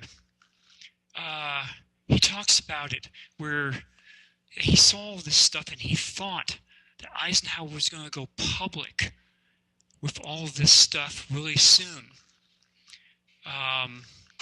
And then Majestic 12 put their fingers in everything and stopped him from going public in 1945. And then the thing with the Anunnaki in 1955, that put an end to it right then and there. And all the other presidents have known a little bit. Ronald Reagan went to the UN, and he talked about aliens. You probably have seen that show many times, where if the aliens were to show up right now, suddenly all the religions would come to an end. We would not be calling ourselves English, American, Russian, Hopi. Well, they would probably continue to call themselves Hopi. But we would all be humans. And that was exactly what the Anunnaki did to all the followers of Marduk. With the Tower of Babel, they shifted all of the languages so we could never work together again. Now the Hopi, when they finally got to the New World at the beginning of the fourth Hopi world, the chief asked his god to scatter all their languages. That sounds just like the Tower of Babel, isn't it? Where the Indian tribes would never be able to talk to each other again, including the Pahanas. The Pahanas were the white people. So as they escaped the flood, we were all still talking one language. But then it was scattered by the chief's god. Too many things through ancient history all link up. Things since 1980. They're all linking up. Pope John Paul II talking about this stuff. The remote viewers seeing that we should have all been destroyed by June 1st, 2013. Nothing happening. NASA projecting that the planet Nibiru, as of December 21st, would be 20 astronomical units away, so we wouldn't see it. My astronomical friend saying he worked out the orbital speed, said we wouldn't see it until 2015. You saw the images. Now we're seeing this thing really get larger in our skies. My friends are telling me that we'll see it in the next couple months. My contact, the 7th level Palladian, she's told me that it will not be as bad as during the Exodus or during Noah's flood. All those things wrapping around our sun, controlling our sun's output. Those huge things that were about the size of our planet. They're out there and they're not ours. If they are ours, we have a much higher technological level than we're being told. Something's going to happen. I've been telling everyone that listens to me on the various radio shows I've been on, I'm telling them to all prepare. Prepare for something. Something huge. I don't know what. Something's coming. It's being seen in our skies. I'm not the expert Anunnaki or Nibiru person. I've had to do all my research on my own. I've been posting these photographs. None of the other guys are posting photographs of what they're seeing in the skies. I'm not saying I'm better than them. I'm not saying I'm worse than them. I've been refused off many shows. Been refused to come into various alien stuff like the thing in the desert because I show all these images of the ships coming into our system. But those things are still being picked up by SOHO, stereo ahead, stereo behind, 2015. All the images I have, I knew they were fairly decent. August 23rd, 2013. I had picked up 10 of those ships, either leaving or coming into our system. SOHO was shut down August 24th, 2013. You could not go on it from Hawaii all the way over to England. My friends couldn't believe what I was telling them. It said it was off the air. So I went onto the SOHO thing and I cut and pasted. I imaged the entire screen saying it was off the air and I posted it. And lo and behold, when I posted it, here's hidden message that was not being shown on the SOHO webpage. It said this program was following me. It was going to be keeping track of everything I typed. And there was a name to it. I forgot what the name was right now. So I knew they were after me. They were following me. I've lost 2 desktop computers from viruses. I've lost 15 laptop hard drives from viruses. I went to the Geek Squad with my laptops. First one had 75 viruses in it. The other one had 125. So I know they're following me. They watch everything I put. Everything I put in emails, sometimes the emails show up with nothing. Sometimes they have photos removed off them. Sometimes they have text removed off them. I've been on Skype before, and I've had Skype turned off. This one show I was on, the Skype was turned off, so they had to call me on the phone. So they told me to type my telephone number. They tried calling it. They said it told them the phone was turned off, but my phone was still on. See, a lot of things are out there. They don't want us to know about it. And I can understand why. They don't want people panicking. I don't want people to panic. You know, we have a front row seat to this thing coming through. First time in 3,647 years. And we're going to see it. Do we survive? I don't know. I'd like to hope so. The aliens want the advanced humans to go up to the 5th level. Whatever that means, I haven't the faintest. The last time it came through, the pole shift wiped out almost everyone except for certain societies, and then they had to start all over again. They want the advanced humans to keep going this time. That's why their ships have been doing all the stuff in our heavens over the years. They've been removing the asteroids. Like that asteroid that came down over Russia a couple years ago. It was I remember that. It was followed by a spacecraft which blew it apart. That was seen in the skies. More and more people are looking up in the skies. They're seeing these large glowing things. I don't know what they are. Several asteroids have exploded in the skies over Russia. I've seen the videos that were caught on dashboard cameras over in Yugoslavia. All around the planet, things are starting to show up in the skies. See, as this thing passes in front of us, whatever it is, its trail, just like Marshall Masters has said, will go over the Earth. So we're going to have a lot of stuff coming down. The ancient tales said that rocks fell out of the sky. The Exodus, Ippur described how rocks fell out of the sky, destroying the palace of the Pharaoh, killing his firstborn. God, it sounds just like the account from the Bible, doesn't it? But that was Ippur's account. And, you know, ancient history has a bad habit of coming right back to us when we least expect it to. I'm quite sure Eisenhower's flunkies went back through all of the ancient accounts and cleaned them.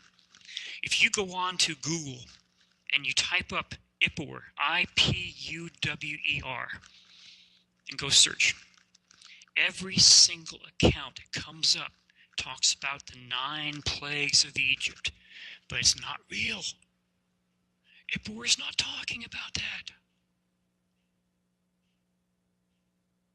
Okay? But no one wants to talk about Ippur's account because of what I mentioned. The Egyptians don't want to talk about the Hyksos. The Muslims don't want to talk about the Israelis. And to keep Egypt nice and quiet with us, we don't push it. But yes, the Hebrews were there. Were the Hebrews the Hyksos? I don't know. The Hyksos were a Canaanite people, just like the Hebrews. Are they the same group? I can't tell you. But a Canaanite race called the Hyksos was chased up into where Jerusalem is now. And Nibiru said the Hebrews left. Hebrews is not Hebrews, but you see, I went through Catholic boarding school. We were always told that the Pharaoh, after the Exodus, demanded to know everything about the god of the slaves and why he was more powerful than all of Egypt's magic. And he ordered everything to be brought forward to him. And that's how we know now about the Sumerians. Sumerians were 6,000 years ago. We only know about them because of the Exodus. Well, because Pharaoh demanded all that stuff be brought forward. And that's where Ippur's account came. And all that account went in the labyrinth, which Solon said was immense. 2 floors underground, 1 above. Okay? And it held all of the ancient history. Immense history. I think we already found it. I think we know what's going to happen. We know what happened before. Do you think that 2016, is this the year of retribution? Are we going to see things this year that were supposed to come into fruition back in 2012? Yes. Everything is telling me we're going to see it somewhere around March or April, maybe May. You saw that photograph over Florence, Italy. That thing is very large. That is ginormous, yeah. And it's going to get bigger because we're orbiting towards it. It's going through our system clockwise. We are orbiting counterclockwise. That's why they built the deep underground military bases. Those things are 2,000 feet underground. They think they're going to survive. The elite, just like in the movie 2012, they don't give a bleep about the average person.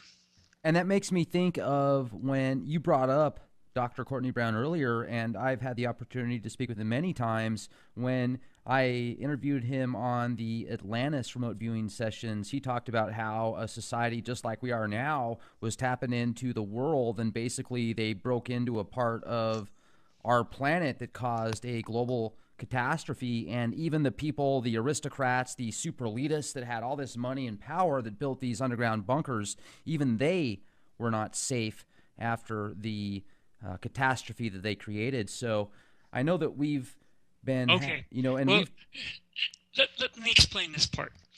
D.S. Allen and his friend J.B. Dallaire, in the 2 books that they both wrote, they went through ancient history all the way back as far as they could, at least to the flood of Noah, 12,000 something years ago. They described the heat and cold. See, as something came through the system, it slowed down the Earth's rotation. Now, where is all the ocean water around the planet? The equator. You slow down the rotation, the water settles back around the planet. Gets deeper and deeper, doesn't it? The air going around the planet is still moving at the same speed. There's the intense heat.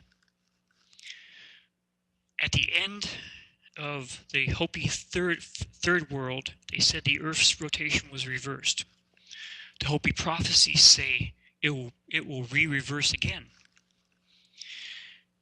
As it was reversed, suddenly you have intense cold.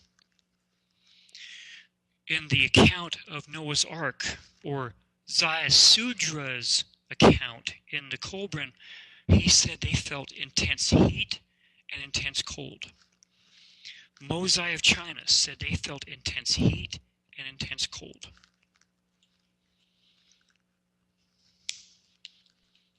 And I must say, Robert, this has been, an absolutely incredible podcast. I've had the opportunity to speak with you now for a little over 2 hours, and certainly I hope that we have the opportunity to talk again soon. You know where to find me now. Yes. I know where to find you. Absolutely. Now, with all the information and knowledge that you have expressed with us here on the Leak Project, in finalizing tonight's show, what do you think is most important for people to take advantage of and prepare for in order to make it to the next level? Well, we have to survive what's coming. Something's coming. My contact says it will not be as bad as Noah's flood. She's made that very clear to me. Now, she sounds like a she in my head. She says not to worry. It's not going to be as bad as I thought it was going to be. She's told me to prepare. She's told me to tell everyone else to prepare, to not sit on their hind ends and, hope nothing happens. That big photograph of that thing over Florence, Italy, clearly shows something's going to happen. Something's in our skies that's being hidden by the chemtrails, but the chemtrails are losing their ability. Because as we're orbiting towards it, it's growing larger and larger in our skies, and the chemtrails can't hide it anymore. So I'm telling all my friends to prepare.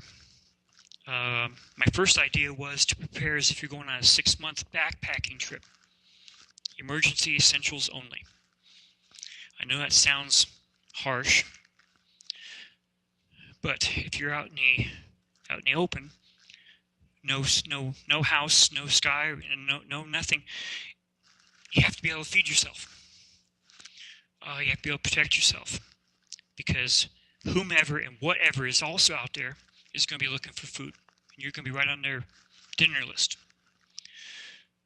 Supposedly, the survivors will be picked up.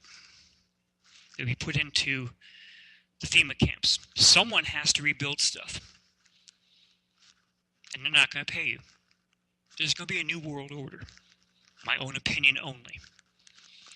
All the dreams I've heard about for the last couple of years, all the ammunition being bought up by every agency, the 3-story train cars being made into prison cells all around the country.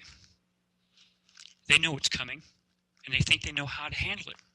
I don't think they know how to handle it, because I don't think a pole shift is in any one of their brains. They think it's going to be all simple. I don't think it's going to be simple. They're going to be caught completely off guard. So is everyone else. The Georgia Guidestones said, never let the population go above 500 million again. The Georgia Guidestones were recently updated. I don't know if you knew about that. Someone went to the Georgia Guidestones back in 2014 and knocked out a huge big piece up of one of the stones and put a thing saying 214. Then this group, these two guys came in broad daylight when everyone was sitting there.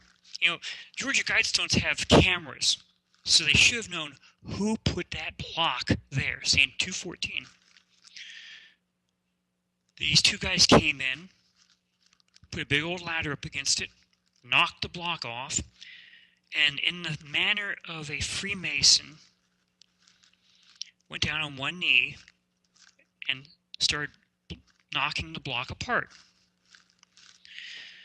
Like I said, that huge Anunnaki wall piece with the chain around his neck showing what everyone knows as being like the Maltese Cross or the Templars.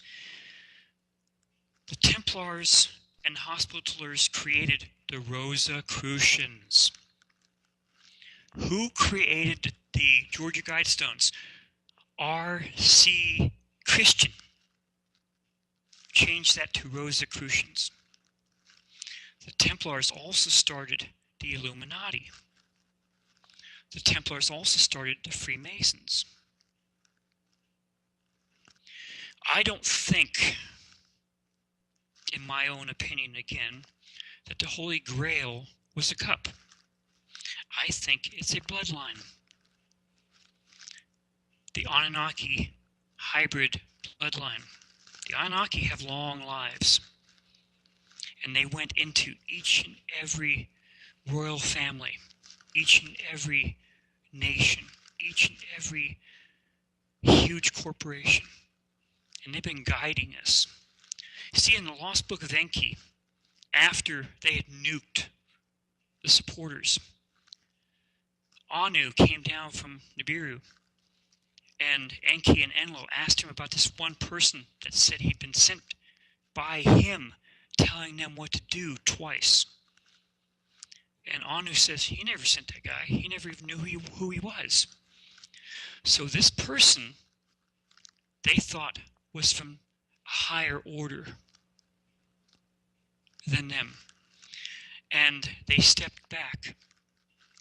They created the priesthoods, priests and priestesses, and the Anunnaki stepped back into the distance, where they put different rules out by the priests and priestesses. But the Anunnaki kept fighting amongst themselves all around the planet. And it's a wonder why we're all against each other. No one country believes the other or trusts the other. All the religions are against each other. We're being kept in a complete disorder because of this. That's what Reagan said before the United Nations. What if they were to show themselves? Suddenly we would be humans versus them. So I don't know. I'd like to hope we're on a nice slide towards something better. I'd like to hope we'll have open first contact, which my contact says will happen. I'd like to hope that the aliens come down and save a lot more of the humans versus the depopulation defined by the Georgia Guidestones. I'd like to hope that we have a much better future, whether the religions are still in major contact or not. All I know is what I'm seeing. All I know is what, in my research, I've had to find from Emperor Yao to Zaya Sudra, Noah, to Ippawur, and all his stuff. See, I did all my research without even reading a single book by Zachariah Sitchin or by the Russian, Velikovsky, I can't remember his name right now. Worlds in Collision, I think he put down. Only after I did my own research, finding all this stuff, did I read the books, and boom, everything fell into place. That Canadian defense minister, he retired a couple of years back, and he went before a UFO group. He said that back in 1954, Eisenhower had the chance to do stuff the right way, but they didn't. He said that one of his friends had a contact that said that every time one of our jets got too close to their ships, the field around the ship destroyed the craft. It destroyed it at a molecular level. I sent a copy of that to a friend of mine who does that kind of stuff. He said, "Where'd you get this?" Because I did a complete type out of everything the guy said, how the ships responded. And he said, that's exactly what they were finding every time one of their aircraft goes after a UFO. They get too close, and this is what happens. But it's our fault because we pushed it to. And that's why you see these images sometimes where here's a UFO and here's the helicopters or fighters staying so far back behind it. So we know about this stuff. We've known it. The Russians know about it. You ever see that movie Firefox years ago? Well, I know the TV series, absolutely. I didn't watch the movie. Well, the movie had major actor, I can't think of his name right now. He put on a thing on his head, and with his thoughts, he could make the plane fly. That was one of the things we found out with the alien craft. They all had a golden circle that went on their heads. It wasn't their main brain. It was the primal brain underneath our brains that was maneuvering the ships. The Russians also knew that. They've been doing the same thing over there just as we have been. Now, are we working together or are we working against each other? Have we built all these nuclear weapons because we were going to destroy each other, or were we warning the aliens not to invade? All this stuff has been floating around for years. Why are the aliens constantly turning off our nuclear missiles? Not only here in the United States, but over in Russia too. Probably in China also. And in England. And in England. They don't want us to use nuclear weapons because of what they almost did to us as described in the Lost Book of Enki. Enlil's grandson and Enki's grandson used 7 nuclear weapons against Marduk's supporters, and it all backfired. It destroyed all of Samaria, making the ground completely lifeless. And that place over in India, I can't remember the name right now, where they found all the city streets, the glass, where the bricks were molten and the people were laying dead in the streets. That was from a nuclear weapon. Probably one of the ones mentioned in the Lost Book of Enki. Because he doesn't mention exactly which cities they destroyed or where they destroyed it, just that it backfired. It went against, and all the Anunnaki who stayed on the ground died or had to leave the Sumerian area. The Russians say that it's like 50 times the radiation over there in that Indian city. Everyone else says, it's all not real, not true. All this stuff has been integrated in almost all of our religions. The Holy Bible says the Exodus was only at this one time. Ippur's account I've been able to nail down to 1627 because he said ash fell over Egypt. Some other Egyptologists have been working over there in Avaris. Avaris was supposedly the capital of the Hyksos, and volcanic ash was found. So what can I tell you?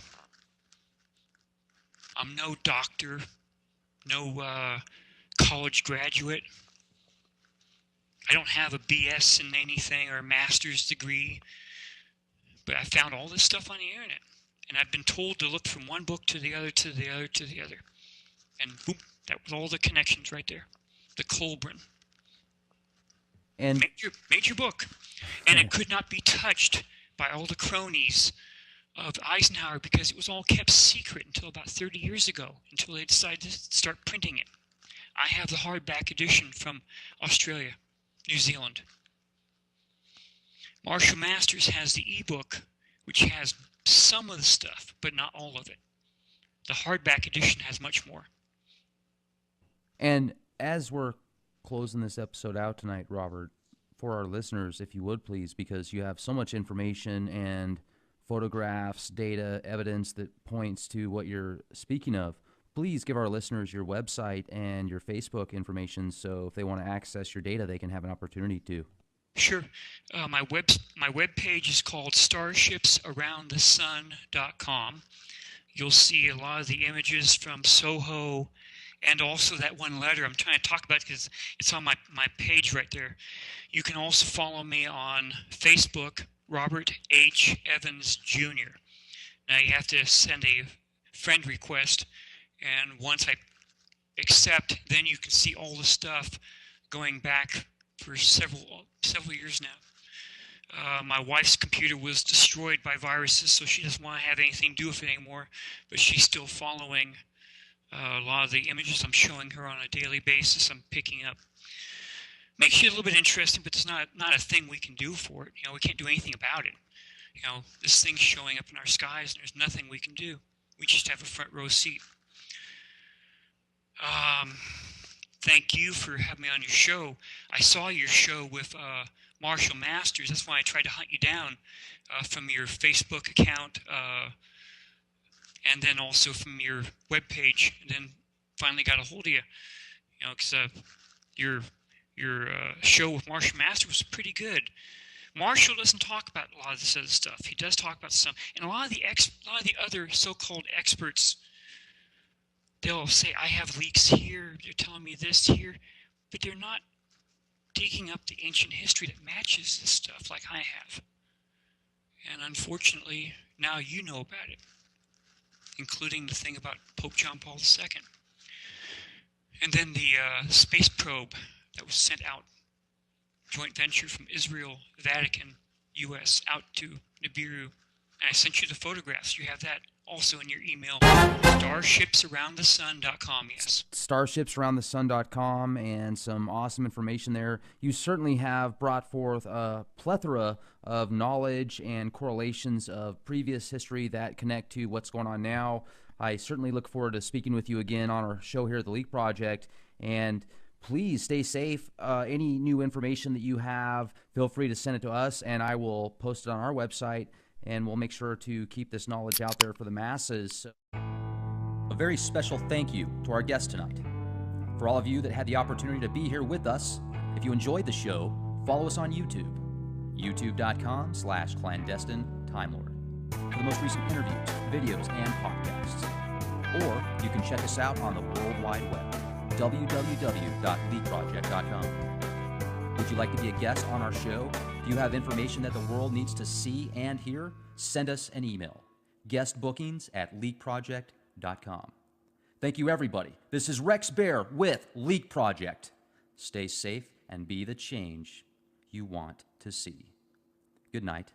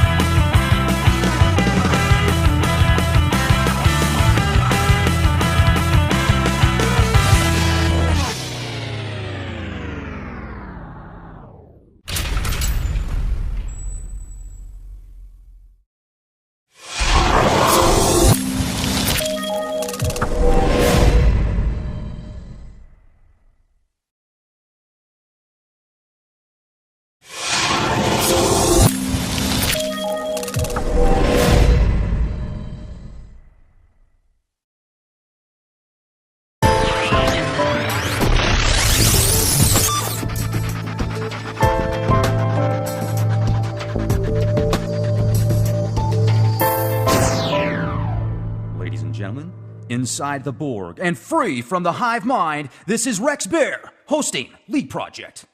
The Leak Project was created to offer awareness and information not found in the mainstream news. With over 90% of the world's media controlled by only 6 enormous conglomerates, many people today are looking for more accurate information. The Leak Project offers a refreshing approach to the brain drain media. Check back daily for new content as we thrive to bring you the cutting edge in news, current events, on-scene video footage, interviews, and most importantly, the truth. Ladies and gentlemen, we have Robert Evans. This guy is a specialist in Nibiru, the winged destroyer, aka Planet X. You can go all the way back to the Sumerian texts where this incredible phenomenon was discussed thousands of years ago. Tonight, during the discussion, we're going to present probably 3 or 4 dozen, maybe even more photographs, people from around the world that have taken pictures of what clearly looks like a second sun or a giant planet next to the sun.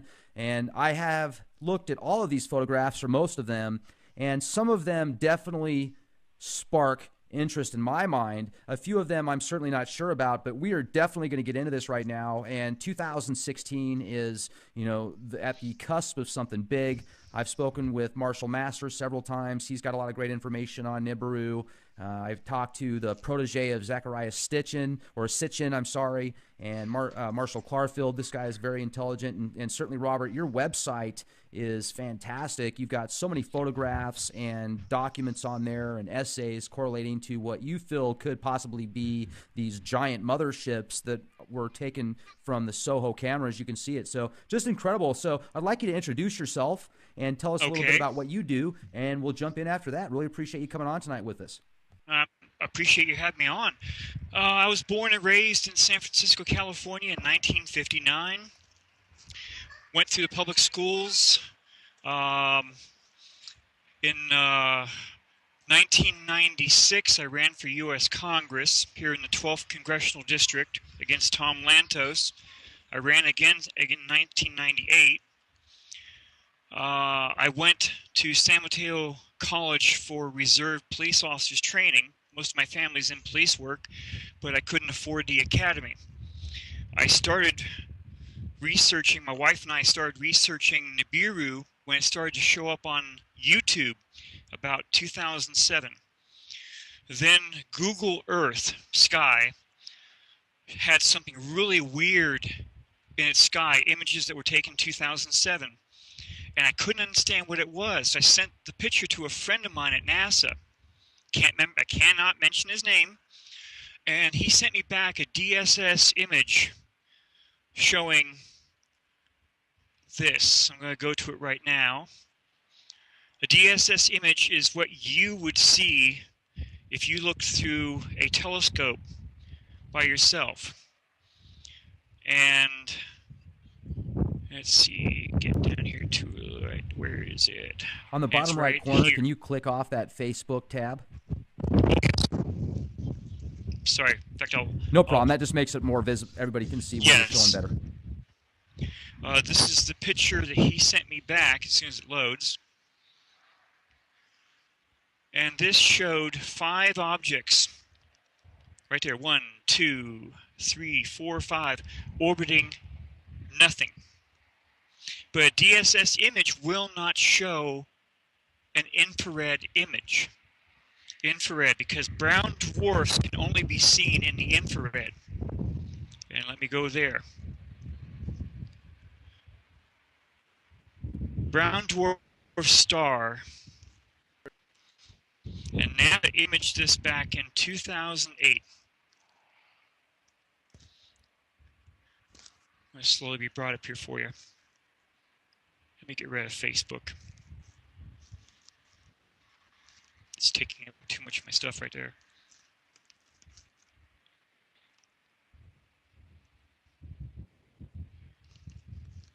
You know, while you're pulling this up, too, I just want to bring up, I watched something from a Russian newscast that came out recently. They've been following it very well.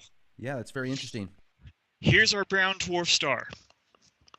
Here are 5 of its 6 planets. It actually has a dwarf planet called Sedna. So if you were to go into your astronomy type thing and pull that up, it will be very interesting. Let me get that photograph again. Let's see. Let me get up there. See, NASA's been leaking this stuff for years. Okay? Now, do you feel that that's intentional, or maybe there's people that just want the truth to get out? So, okay. You, as a whole, you feel that it's intentional? It is intentional. A lot. Okay. How far do you want me to go back? Whatever you feel is pertinent. Let's go there. In Zecharia Sitchin's book, The Lost Book of Enki, the 14 tablets in there, tablets number 9 and number 10, talk about how they knew their orbit through the solar system had been altered. And they knew they were going to be coming close to Earth. They knew that they were going to be coming on the wrong side of Earth, and it was going to be causing a pole shift. There's Sedna.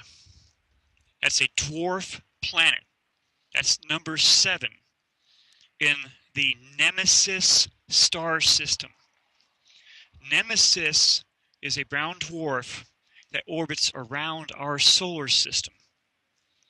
Planet 6, Nibiru, swings through our solar system with almost this same angle, about 35 to 40 degrees. Eisenhower met with 3 alien races back in 1954 at what used to be called Muroc Airfield, now called Edwards Air Force Base. He tried to have advanced technology treaties. They turned him down. They wanted all of our nuclear weapons. In exchange, they would partially give us advanced technology because they were afraid we'd kill ourselves. Eisenhower distrusted them and told them to leave. And if they showed up again, we'd shoot them from the skies. They offered their help and support with a brown dwarf star and its rogue planet that was going to be swinging through our star system pretty soon. He turned down their offer. During this 2-day meetings, Eisenhower had a spiritual advisor there, Bishop McIntyre, the Bishop of Los Angeles.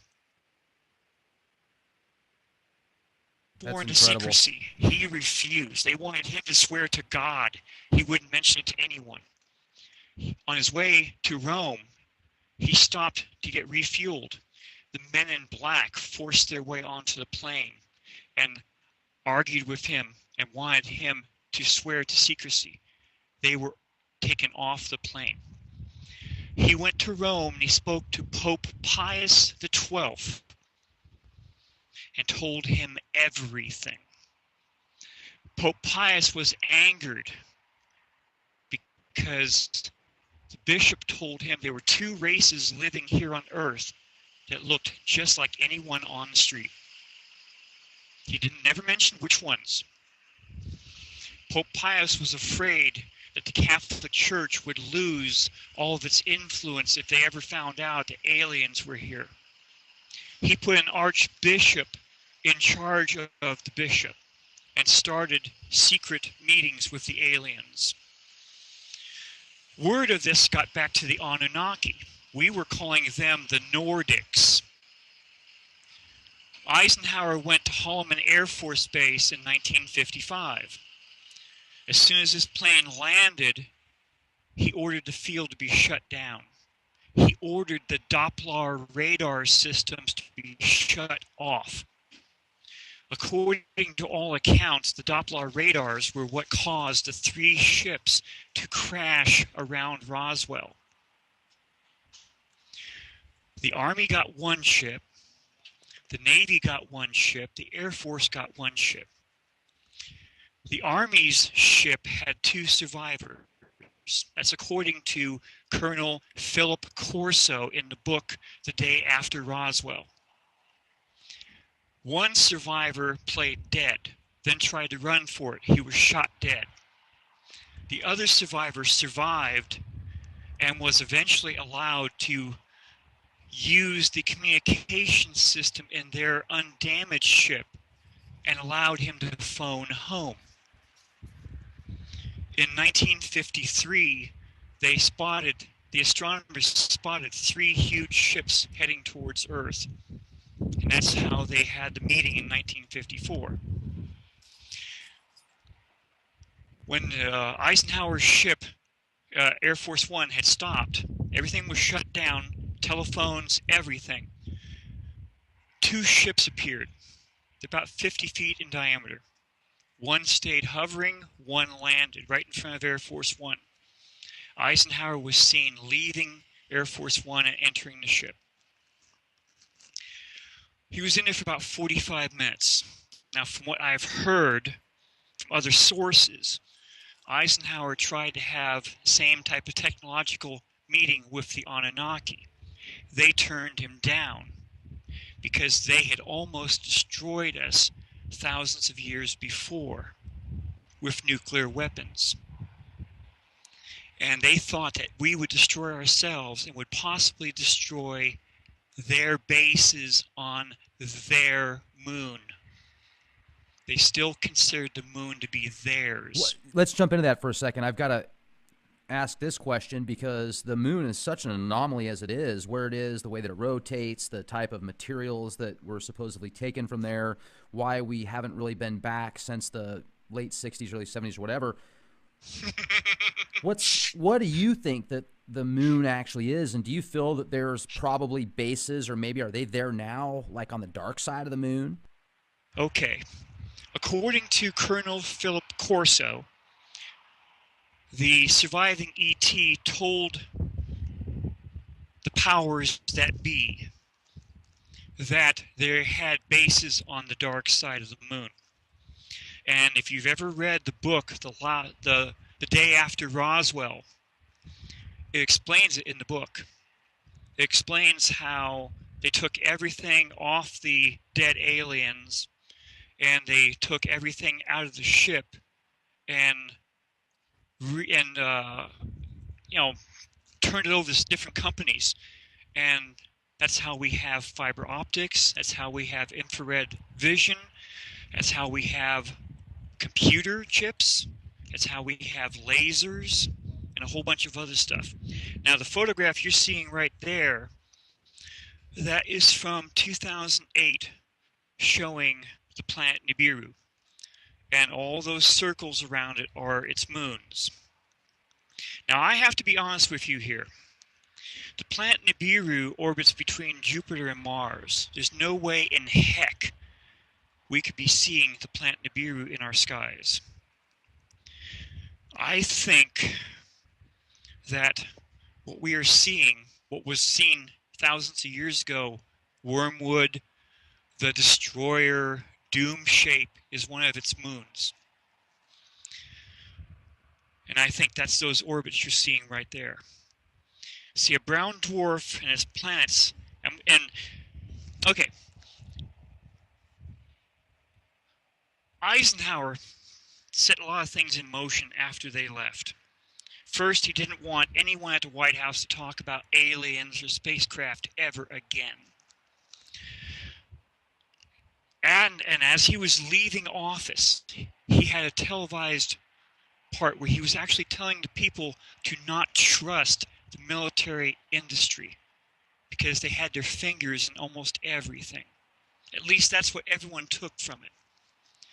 I'm quite sure, I don't know this for certain, that Eisenhower spoke with incoming President Kennedy, because there have been rumors for years that Kennedy, once he was president, went to several military bases unannounced and would only talk to the enlisted personnel and not the officers. And at one point, the BBC did a nice article about 10, 15 years ago, Kennedy and the Aliens, or something to that name, where they found 2 notes from Kennedy's table saying he wanted this stuff on his desk before he came back from Texas. And what happened in Texas? Well, I've heard that. I've heard that possibly he was assassinated because he wanted to expose the, alien agenda. But then I've also heard he was assassinated because he wanted to bring the, U.S. dollar away from the Federal Reserve, or basically get rid of the Federal Reserve. So there's so much out there that, is just opposite of what the other theory is. And it's very interesting. So, and let's talk about that for a minute. I understand that. And if once he talked to the Anunnaki in 1955, and he knew what was going to happen, why would he let anyone know? Just like in the movie 2012. I know Marshall talked about that, okay? There was that nice, beautiful part where you had the Chinese monk up in his monastery. Yeah, I remember. Wind, and he feels the wind, and he turns around. Here comes the oceans over the high Chinese mountains. That's from Emperor Yao, where this caused the oceans to top the high mountains of China. And it took them 13 years to drain the salt water from the high mountain valleys back down to the rivers. And he had to send out 4 teams to find out where north, south, east, and west was. That's a pole shift. I'm sorry. Pole shift. Now, in the Colburn, there's the account in there that looks like it just came out of the Lost Book of Enki.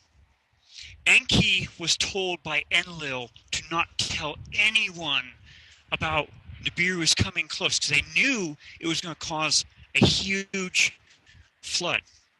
Enki disobeyed. He went down to his son, a hybrid Anunnaki human. His name was Sudra. That's the other name for Noah. Sudra went before the king and said, this is what's going to happen. The king wanted to build the ark or whatever down at the waterline. He said, no, no, no. We have to build it way up near the mountains so the water will come up to it. Now, I sent you a copy of that. It went into great detail how the ark was built. In 7 days, it was built. It was almost 1,000 feet long. It was a big square type box. And I remember the show years ago where a team went up to Ararat. And I'm going to show you the pictures here in a second. Hold on. This one team went up there and they found it. And they actually got, something went wrong with the cameras. And they drew drawings of it. And it is split in half. And there was 3 decks inside. Now, Sudra describes exactly how the ark was built. 3 decks high, cut in between where you have 6 decks and another deck above. And each deck had cisterns that were tarred inside and out on all 6 decks. Now, you cannot drink from a tarred cistern. They were ballast tanks.